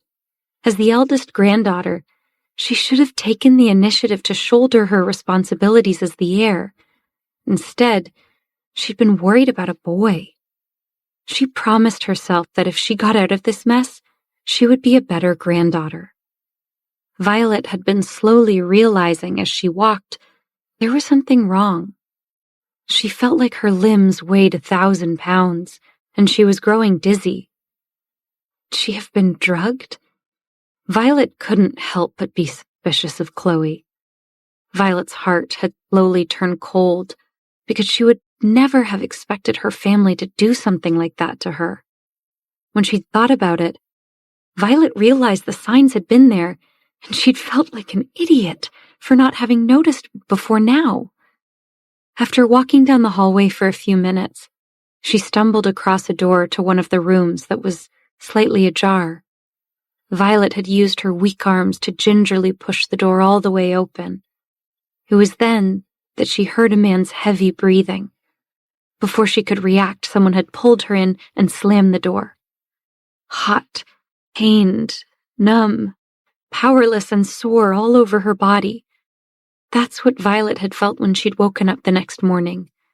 The thick curtains in the room she was in were closed. There was a little light in the room, but Violet remembered the smell of lust had been strong. For an innocent young woman, that kind of smell had been terrifying. Violet had rubbed her temples with great effort. She couldn't think clearly. She'd only wanted to escape the situation. Violet had lifted her leg and struggled to get off the bed. As soon as her feet had touched the ground, her legs had given out, and she'd fallen to her knees on the carpet. Flashes of memories of the night before came back to her.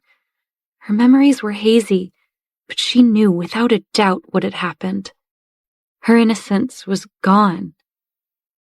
If she had been taken advantage of, and if she wasn't a virgin anymore, would Lionel forgive her? Back then, Violet had thought this way. All Violet wanted to do was go home, but what had awaited her there was more horrible news. She'd originally wanted to tell Lionel about the incident and ask for his forgiveness and comfort, but she hadn't expected to find out that her grandfather had actually passed away the same night. Later on, Miranda had actually blamed Violet for her grandfather's death. It hadn't been an accident that her innocence had been stolen on the same day her grandfather had passed away, and she thought that Chloe had deliberately arranged it. Moreover, she had almost been killed by Miranda and Charles, and even implicated George. Miranda and Charles were both clear, but in order to eliminate the root of the problem, they had still pushed all of the blame onto Violet.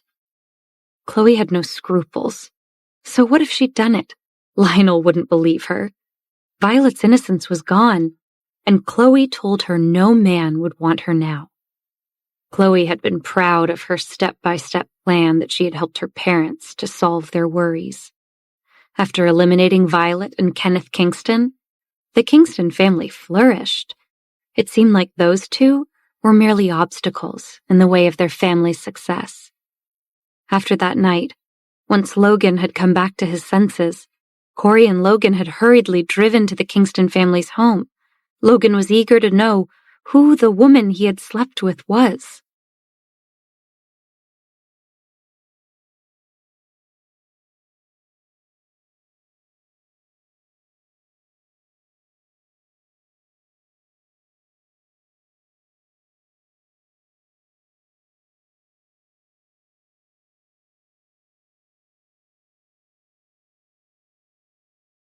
Episode 166. You are my woman, now. Logan and Violet had finally pieced together what had happened to them that night 4 years ago. They realized their fates had been intertwined long before Logan had ever hired Violet to be his secretary.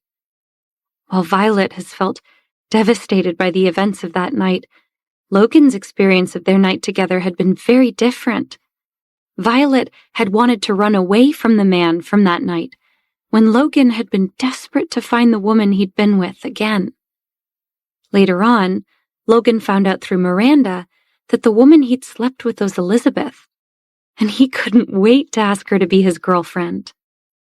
Miranda and Chloe both disagreed, indicating that the girls of the Kingston family could only accept men who wanted to marry them, and they wouldn't waste their time on such useless pursuits. Although the Alexander family was rich and powerful, they couldn't do anything that involved deliberately insulting others or harming their reputation. So Logan agreed with Miranda and officially started dating Elizabeth with the promise of a future marriage. But when he'd seen Elizabeth again, he'd felt nothing. He'd gone through the motions for 4 years, financing the launch of Elizabeth's career and remaining cordial but distant with Elizabeth. No wonder Logan hadn't been able to feel the same way that he had the night when he'd been intimate with Elizabeth. It turned out that he had never been with Elizabeth. It had been Violet all along. Why had the Kingston family made up such a huge lie? Were they not afraid that the truth would be exposed? Logan wondered. What do you think? Do you think they're afraid? The Kingstons already knew that you were the man who slept with me, Violet told him. How could they not know the truth would come out sooner or later? Logan said as he shook his head in disbelief at the extent of the Kingston family's deceit. This matter ends now. You will stay here with me and won't be going anywhere. I will deal with the Kingston. Violet was his now, and Logan protected what was his. Then, you believe me? Violet asked hesitantly. The truth is the truth, no matter what I believe. But to answer your question, yes, I believe you, Violet. You are my woman now. No matter what they say, it won't change my decision. Logan looked at her fiercely with hot eyes. Logan did not want to talk about societal norms, and he didn't care about the reputation and honor of the Alexander family.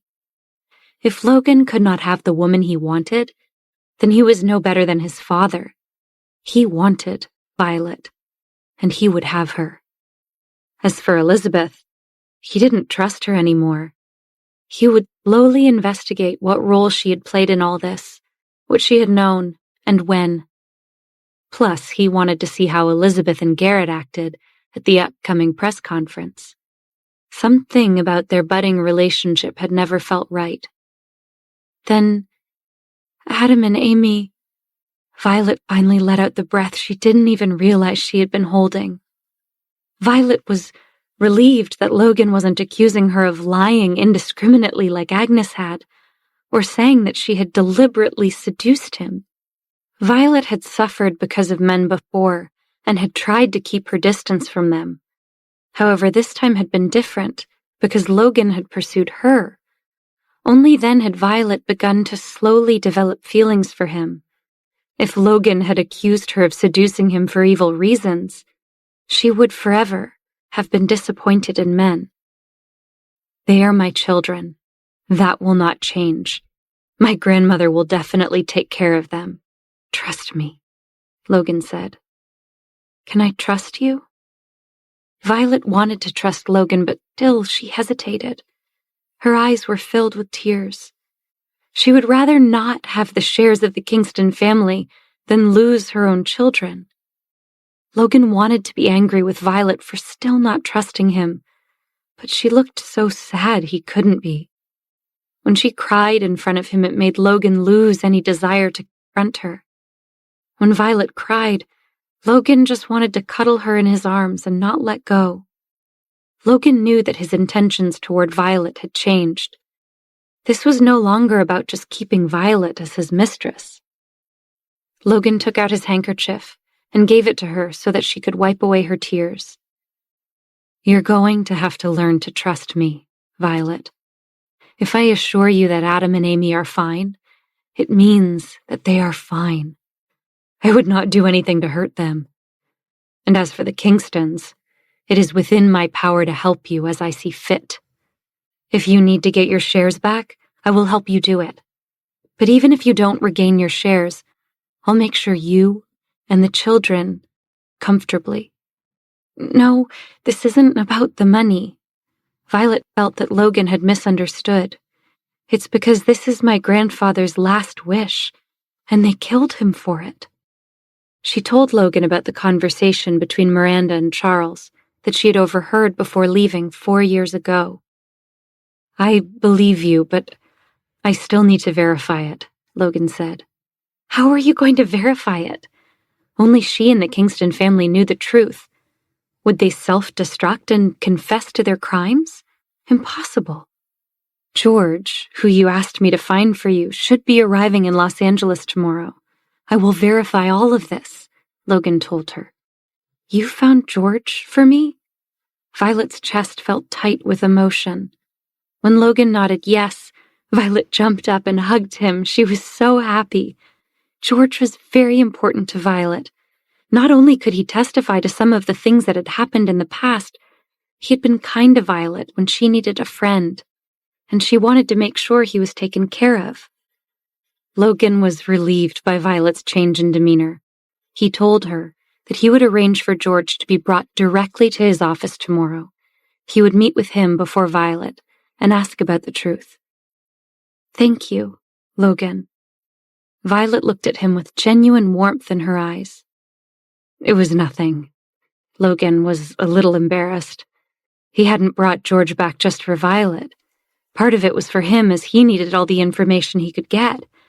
After all, the Kingston family had been tied up with the Alexander family for many years, and given today's revelations, things were going to get even more complicated before they were resolved, and he was determined to resolve these matters once and for all. I can't believe you found him so quickly. Can we have dinner with George tomorrow? Violet asked him. Of course, Logan nodded, and Violet's smile widened. To Logan, that sweet smile was everything. The corners of his mouth curled up inexplicably, and he forgot about the tense atmosphere from before. Violet had even dropped the topic of the 2 children for now and gone to find Zoe to discuss the menu for tomorrow night. Logan did not believe that the woman with that sweet smile could be the same scheming woman described in his grandmother's report.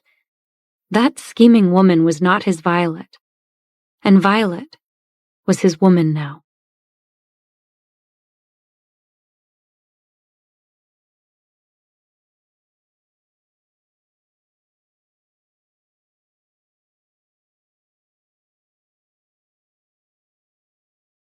Episode 167.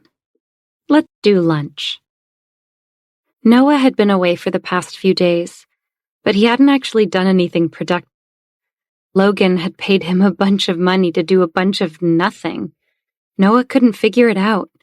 It was like Logan had made up tasks for Noah just to get him out of the country. Any new legal associate could have done what Logan had sent Noah to do. I was a bit annoyed, to be honest. Logan had wasted his valuable time which Noah could have used to help Violet. If Noah had been in Los Angeles this past week, he could have met with the Golden Foundation and begun to prep the paperwork for the lawsuit he was filing against the Kingston family on Violet's behalf. Now Miranda wanted to meet with Noah as soon as he got back to LA. She said she wanted to talk about the issues, but Noah didn't actually have any interest in talking to Miranda. Noah thought of what Miranda had said the last time they'd spoken. "We're all a part of the same family, so why is Violet being so difficult?" Miranda had asked him. The Kingston family had received Noah's cease and desist letter.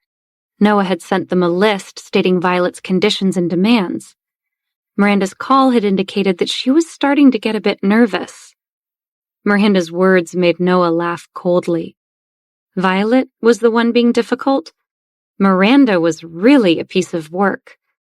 Noah had warned in his letter that this was the Kingston family's last chance to return to Violet everything that had rightfully belonged to her. This included the Kingston family's residence and the controlling shares in the Kingston group. If they did not act promptly to rectify the situation and adhere to Kenneth's will, Noah would have no choice but to file a lawsuit on behalf of Violet demanding restitution. At this point, he was going to go for punitive damages as well, given all they'd done to Violet. Noah could tell that under the surface, Miranda was starting to panic. Her sudden desire to meet and discuss the situation with Noah was because she knew that Kingston's connection to Logan was slipping away. Elizabeth's failure to secure an engagement with Logan meant the Kingstons were likely about to lose the financial support of the Smith Group. The Kingstons were fools, as far as Noah was concerned.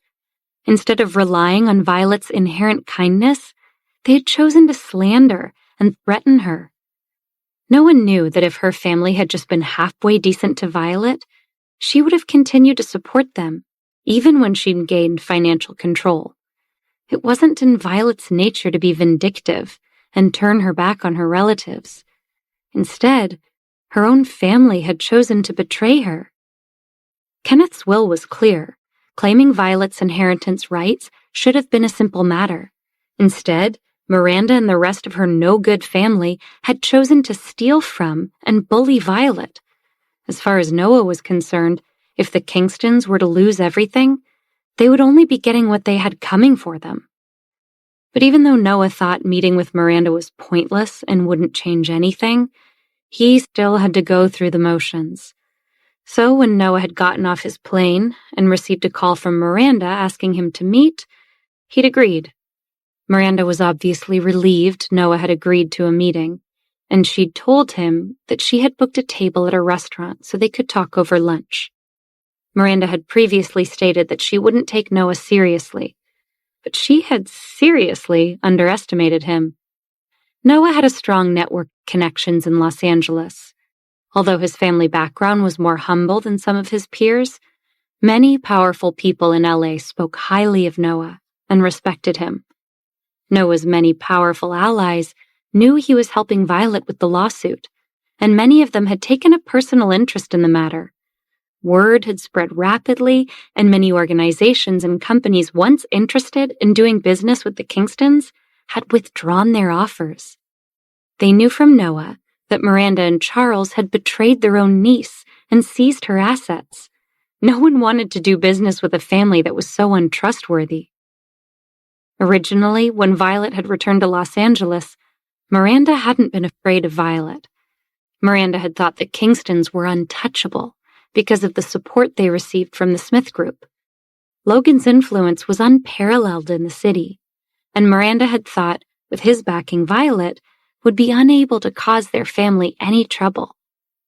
But who would have thought that, not long after her return, Violet would actually get into a relationship with Logan? Furthermore, even though Miranda had tried multiple times to take Violet out, Logan's support is what had stopped her. Miranda's threats had backfired, and Violet had instead grown closer to Logan. He had even moved her and her children into his home to protect them. Noah wasn't naive enough to think that Miranda and the Kingstons had stopped being a threat to Violet. Actually, the fact that things had been quiet for a while now worried Noah. He figured it was only a matter of time before the Kingstons lashed out at Violet again. Noah wouldn't be surprised if Miranda and Chloe were already plotting their next attack. Miranda was many things, but stupid was not one of them. Noah knew she was just biding her time, not giving up. Noah was right to remain suspicious of the Kingstons. As soon as he'd agreed to meet with her, Miranda had asked Chloe to prepare the recording equipment. Miranda wanted it on tape if Noah made a mistake. The credibility of a lawyer was very important. Miranda's dream outcome would be if Noah gave any indication of an unprofessional relationship with his most famous client. Not only would Noah's reputation be ruined, but if Logan found out, he would cut all ties with Violet. Miranda believed in covering all her bases. You never knew what you might discover. Noah's driver informed him that the journey to the restaurant would be close to an hour in LA traffic. Noah had just leaned back against the car's headrest, hoping to catch a nap on the way there, when Violet texted to ask when he would be back. Noah replied and told her that he'd landed a short time ago and was now on his way to meet Miranda. As a precaution, Noah then shared with Violet the time and the place of his meeting. Although he was convinced that Miranda wouldn't dare to do anything to him in public, you could never be too careful. At this point, Noah wouldn't put anything past Miranda, including jumping over the table and stabbing him over lunch. Ever since Violet had told Noah that her grandfather had been killed by her uncle's family, Noah had wanted nothing more than to bring the family to justice. Noah wouldn't rest until the Kingstons finally received punishments they so richly deserved. Violet's grandfather had taken Noah under his wing, and Noah had respected Kenneth. By the time of his death, Noah had felt that he was not just Kenneth's lawyer, but his friend. He had asked Noah to look out for Violet if anything were to happen to him. Noah guessed that the old man had seen beneath his family's polished exteriors, and that he hadn't trusted them. His car crawled through daytime traffic until it reached its destination. The driver gently woke Noah, who had fallen asleep. Noah was tired and jet-lagged. He covered his mouth and yawned. Noah hadn't troubled anyone to pick him up. Haley was still away on business, so he had ordered a car service. If Haley had been in town, she and Violet would have likely met him, and they would have all had dinner together to catch up. Even though Haley hadn't returned yet, Violet had still offered to pick him up. However, Noah was worried that she would be spotted by the press and had rejected her offer. After all, this was a critical period for her. It would be better if she didn't appear in public randomly. Even Noah wasn't able to escape all the press, as reporters hounded him, asking him to comment on his famous client. When Noah had landed at the airport, he'd immediately donned a pair of sunglasses and a hat in an attempt to avoid being recognized. Otherwise, the paparazzi would have rushed out from the corners they were lurking in, flashing cameras in his face, and shouting questions Noah didn't have the answers to. The restaurant Miranda had chosen was located in the valley. Although the San Fernando Valley was still a part of Los Angeles, it was more a suburb than a hot spot. Miranda obviously hadn't wanted anyone to see her meeting with him. Noah looked at his watch. It was lunchtime now. He hoped his meeting with Miranda would be quick enough that he'd have time to go home and get some sleep. He still had to go to the Smith Group later to report on his business trip to Logan. He'd love a nap before having to deal with Logan. Miranda had already arrived. Noah greeted her with a courteous smile. Once they'd been seated at their table by the hostess, Miranda hadn't even attempted polite small talk, but instead just cut to the chase. Noah, what Violet is doing to us just isn't right. I don't understand why my niece feels the need to torment her own family. We're good people. Miranda's face was full of sincerity as she stated this. Was Miranda for real? Noah wondered. He flagged down a waiter. Noah was going to need a drink to get through this lunch.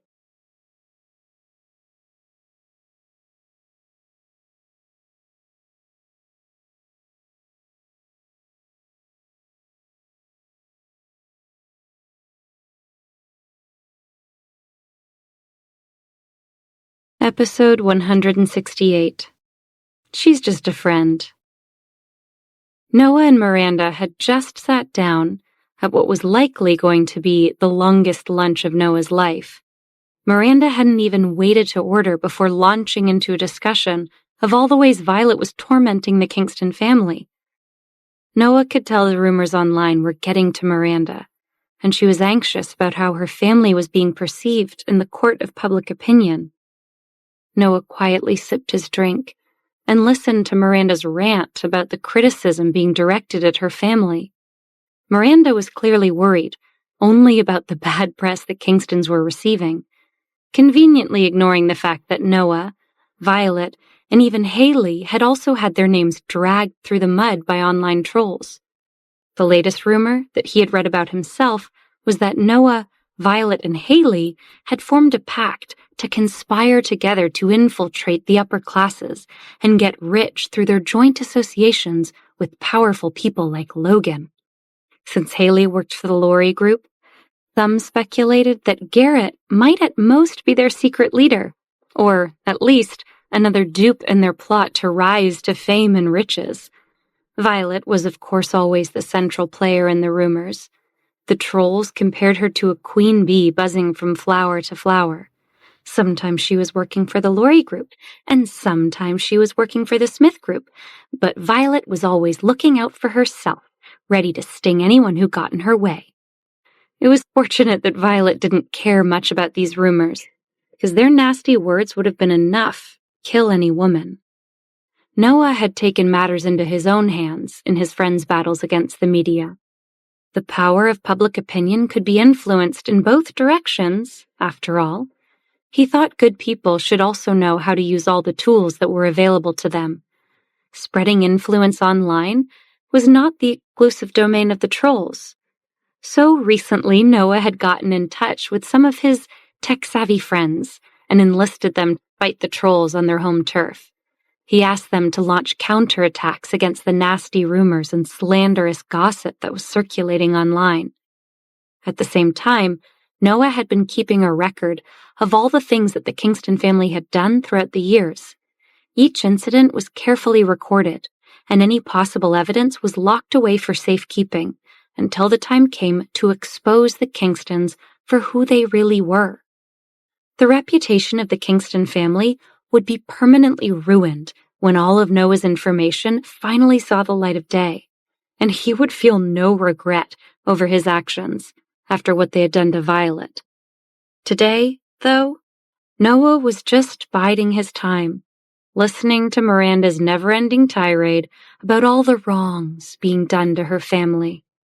Miranda seemed especially concerned about what was being said about Elizabeth. Other people in the Kingston family might not care, Miranda claimed, but her precious little daughter was a huge celebrity, so these kinds of things affected her more. Other people might be able to avoid the trolls just by not reading or listening to any of it, but Elizabeth could not. She'd always gone through highs and lows in the public's opinion of her. Now everyone was talking about Charles and Miranda stealing her cousin's property, and it was bound to tarnish Elizabeth's reputation in the entertainment industry. How could Miranda stay out of it when it came to protecting her own daughter? Miranda lamented that Elizabeth was being ostracized. Even Logan did not care about her as much as he once had. In the past, Logan had always treated Elizabeth well in public, so everyone had believed that the Smith Group and the Kingston Group had a good relationship. Their relationship had paved the way for much of the Kingston family's recent success. But now, it was different. Logan had said that he didn't want to marry Elizabeth, and all their allies were starting to turn their backs on them. Miranda was growing increasingly anxious about her family's situation, which was why she had asked for today's lunch meeting with Noah. She could not allow the Kingston family to fail, nor could she let its successes be taken away by Violet. Noah, you should know that we have the right not to recognize Kenneth's will, Miranda stated. Besides, Charles is his biological son. It only makes sense that he is the one to inherit the Kingston Group. Why would Kenneth want a silly young woman to inherit it? It's clear he wasn't of sound mind when he wrote his will. He was probably going senile, or he never would have done this. Miranda had been talking for so long that Noah didn't realize at first that she was actually now waiting for his response.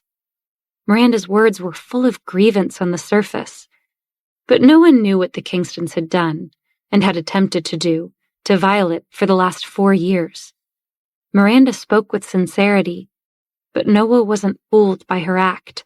He knew how dangerous Miranda was. If you have any objections to Kenneth's will, you can make an appeal and go through the necessary legal channels. That's why we have a legal system, so people have a way to air their grievances versus taking matters into their own hands, Noah said, pointedly. And what am I to do about all those nasty discussions about us that are popping up online? Miranda asked. The public speculation was frightening. Miranda was afraid someone was going to discover what she and Chloe had done. Luckily, Violet did not seem to have any evidence against them, or Miranda was sure Noah would have already contacted the police. You didn't seem too concerned about harming Violet 4 years ago, and since then you've continued to do nothing but harass and shame her. You even ran her out of LA, pregnant and alone.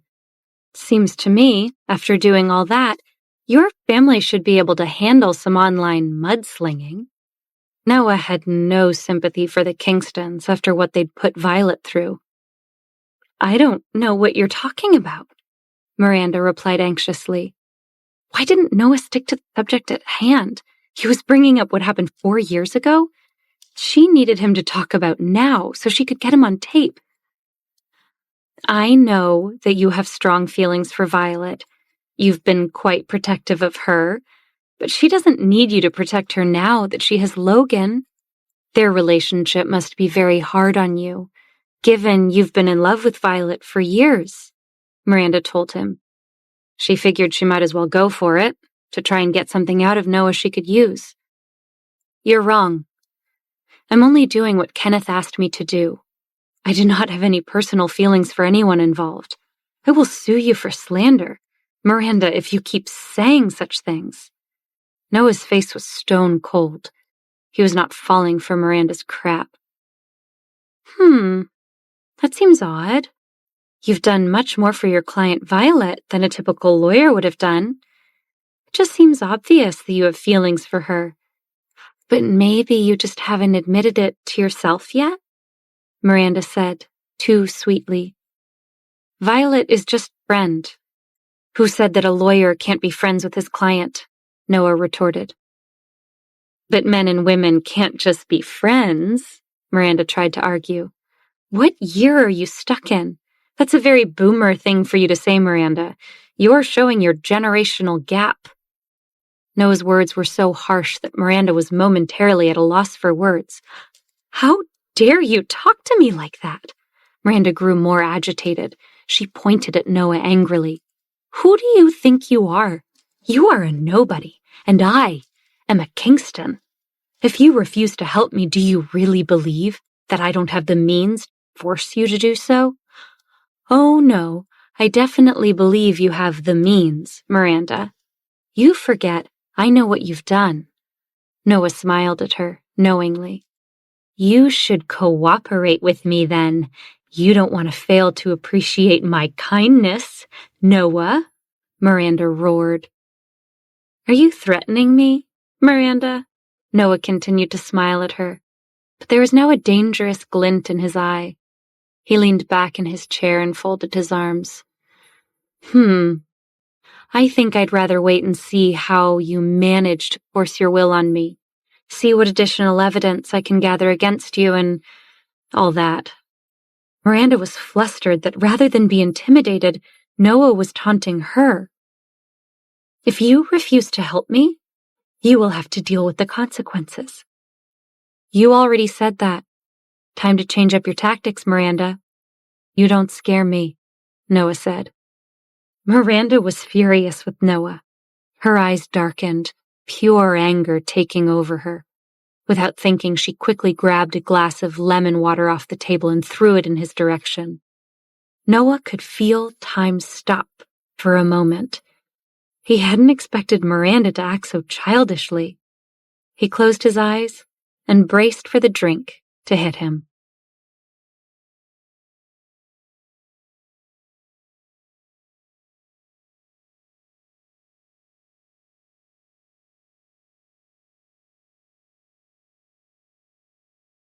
Episode 169. Drenched. Noah braced for the feel of the cold lemon water that Miranda had just thrown at him.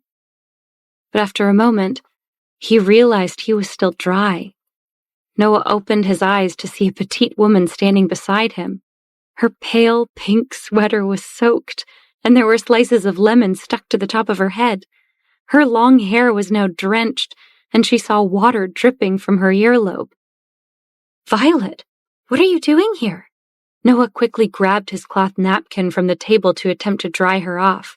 Then he asked the stunned waiter standing nearby to call security. "Are you all right? Why did you block that for me?" Noah felt terrible for Violet and hated Miranda even more. He looked over at her with fierceness in his glare. "Look at the pair of you. I should let Logan see you right now. Wonder how he'll feel about seeing you two like this." Miranda was extremely pleased with herself. It didn't matter that she hadn't been using video to record this moment. She could see all the bystanders in the restaurant holding up their cell phones recording the scene for her. The videos of Violet protecting Noah would go viral within an hour. Everyone, including Logan, would suspect that something was going on between the two of them. Miranda couldn't have planned the whole thing better if she'd tried. "Miranda, just stop it. Do you really think that all women are manipulative like you?" Damn it. Violet was throwing caution to the wind. Trying to respect Miranda was making her unhappy and getting her nowhere. Violet wiped away the water on her face and smiled coldly. "Perhaps I should share with everyone how you came to join the Kingston family," Violet said as she dropped her bomb. When Miranda had been working in Charles's office, she had seduced him, manipulated him, and then drugged him in order to get pregnant with his child and force him into marriage. Charles had then had to call off the marriage that his father had arranged for him. After that, he was trapped by Miranda, and all he could do now was listen to her every word.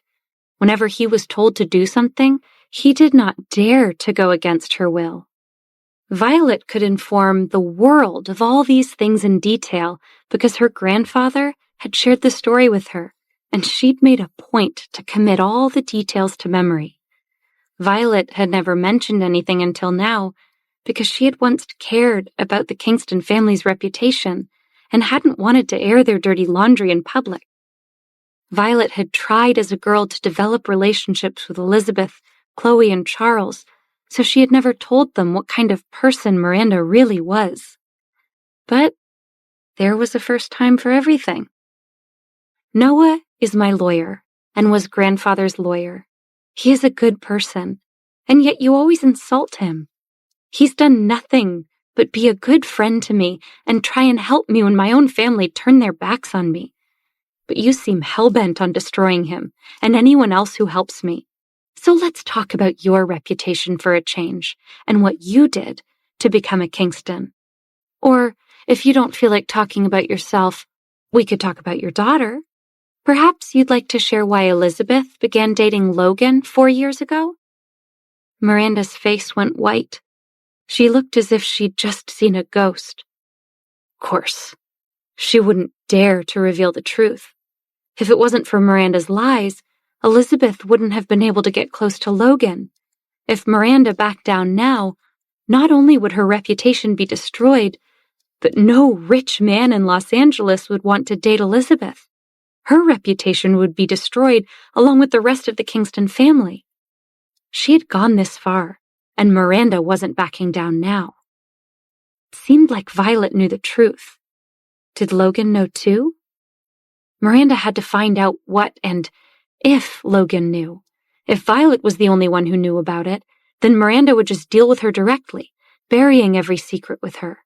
But if Logan knew about that night too, any hope for a continued alliance with Logan was now lost. If Logan became Miranda's enemy, she would be forced to go to him as well as Violet.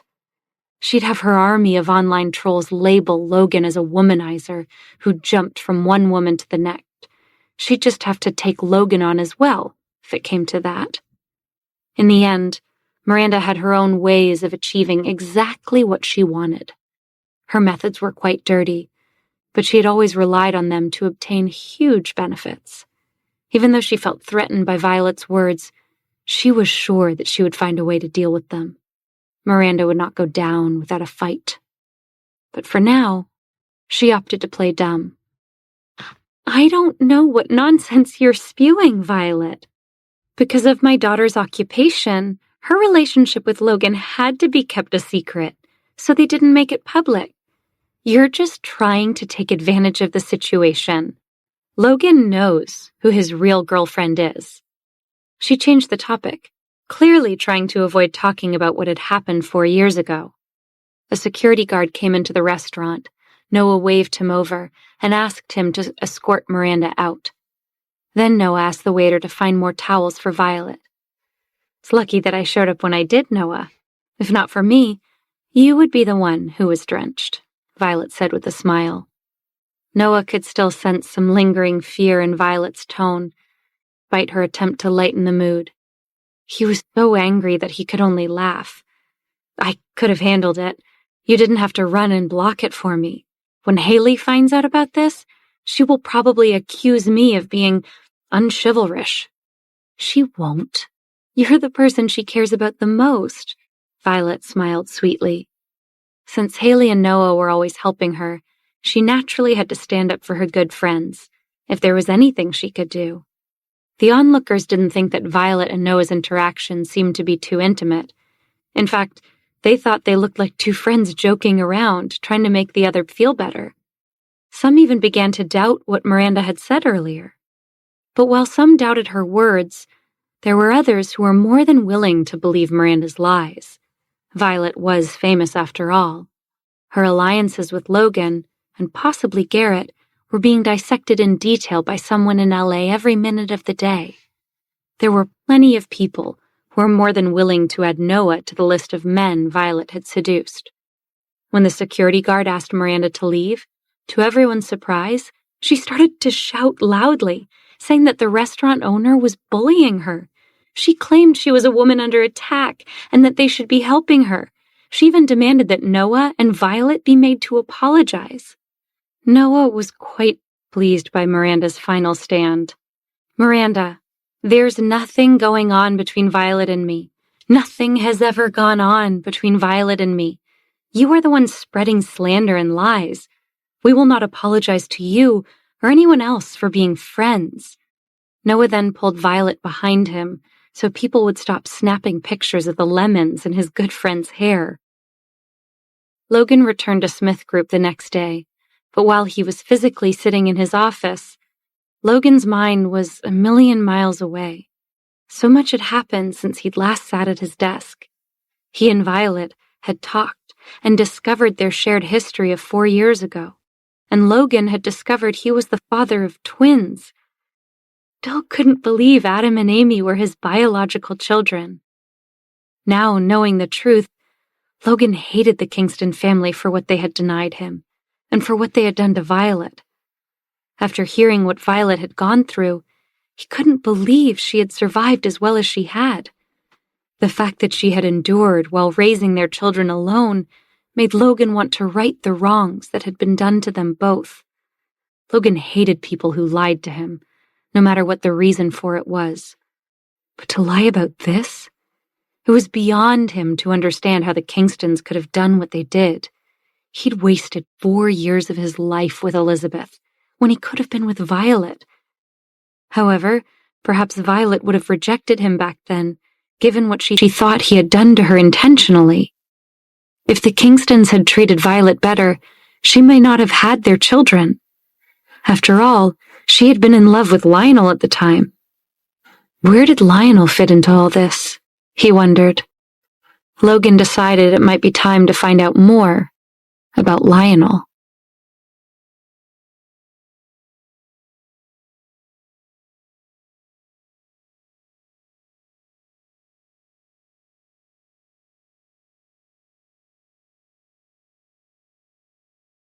Episode 170.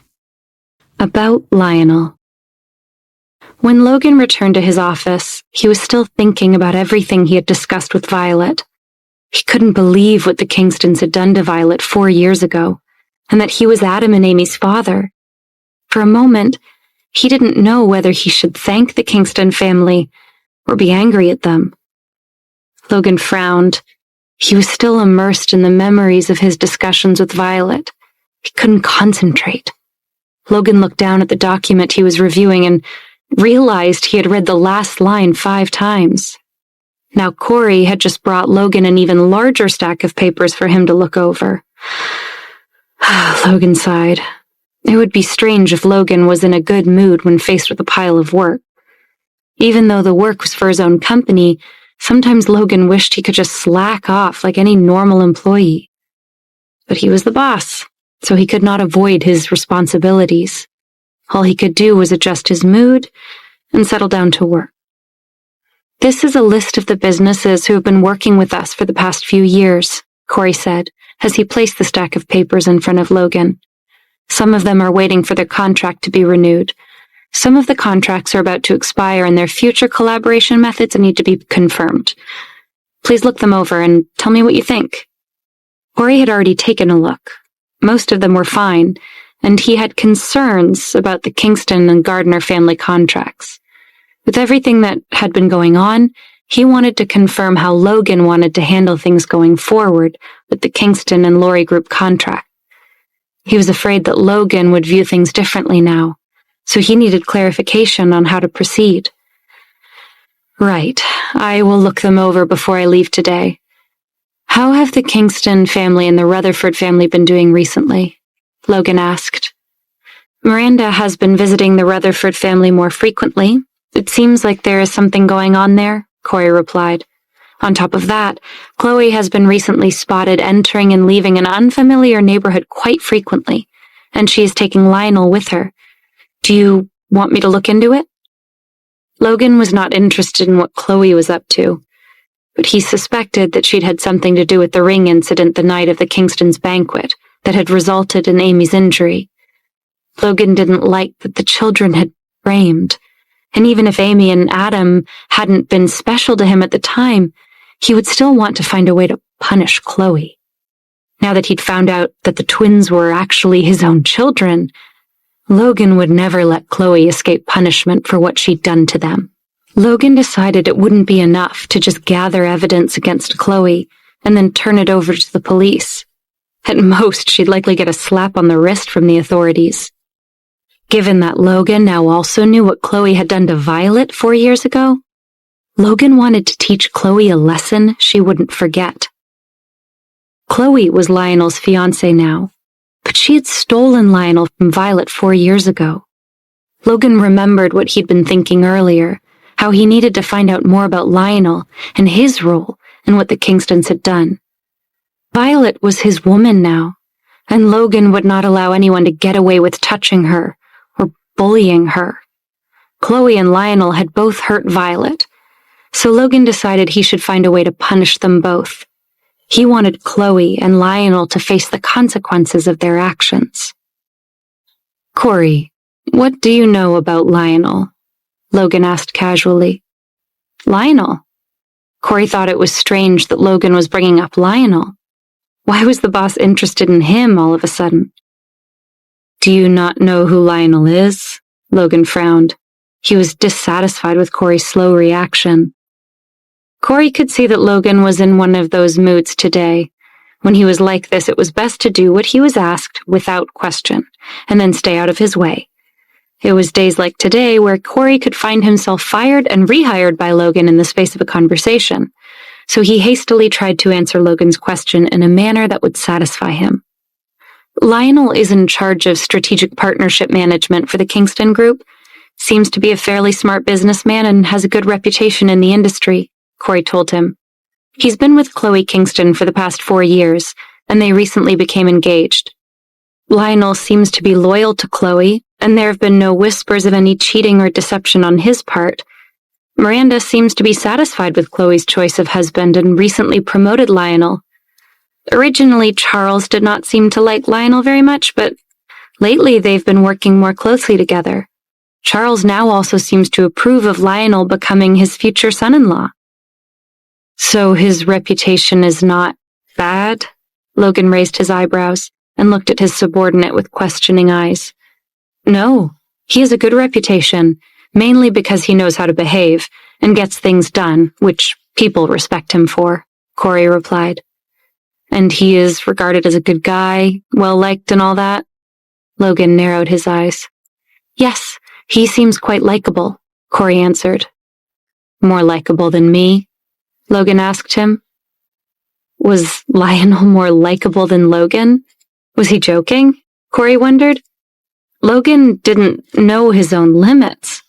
Corey thought of Logan's moodiness and how cruel he could be when he lost his temper. Corey had seen Logan berate grown men until they cried. He was a brilliant businessman and didn't have any patience for those who couldn't keep up. Logan was relentless and ruthless in business, and while people respected Logan, that didn't mean they liked him. Logan didn't just have a bad temper, he could be downright sadistic when crossed. Corey, who had known Logan for a long time, could attest to the fact that the boss would never actually physically hurt anyone. Logan was just mean. Corey still marveled at how Violet had managed to stand her ground with Logan. While others would be making a hasty retreat to the nearest exit to avoid Logan's wrath, sweet little Violet had stood her ground and actually argued back. Logan had never admitted as much, but Corey knew that Logan liked how Violet had the guts to stand up to him. Corey didn't find Logan and Violet's relationship as surprising as everyone did. He had seen from the beginning that Violet was different. But now Violet wasn't here, and it was left to Corey to soothe the savage beast. Of course, Lionel can't compare to you. He's not even on the same level. Flattering was an essential skill for an assistant to have. Because Logan was frequently angry, Corey had become a master at the fine art of sucking up. Tell me more. Logan stroked his chin with his left hand while drumming the fingers of his right hand on his desk. Corey didn't know what Logan was thinking and gave him a blank stare instead. Tell me why Lionel's not on my level, Logan clarified while tilting his head slightly. Logan's eyes zeroed in on him, and Corey resisted the urge to physically gulp. It was as if Logan was telling him that if he didn't give a good enough answer, firing Corey was not off the table. Quick, Corey, think, he thought to himself. Corey thought of Lionel, then Logan, then Lionel, and Logan, then Logan and Violet, then Violet and Lionel. That was it. Corey felt a wave of relief. He knew where Logan was going with this. Corey immediately put on a serious expression and launched into the long list of reasons that Lionel was no competition for Logan. Corey praised his merits and increased all of Lionel's shortcomings by 100. Lionel sure does seem like a terrible man, Logan said, nodding in agreement with Corey. Perhaps we should help Chloe get rid of the guy? Logan suggested with a glint in his eye. He leaned back in his chair and looked up at the ceiling in deep thought. Corey did not know where Logan was going with this, but he had a feeling it wasn't going to be good.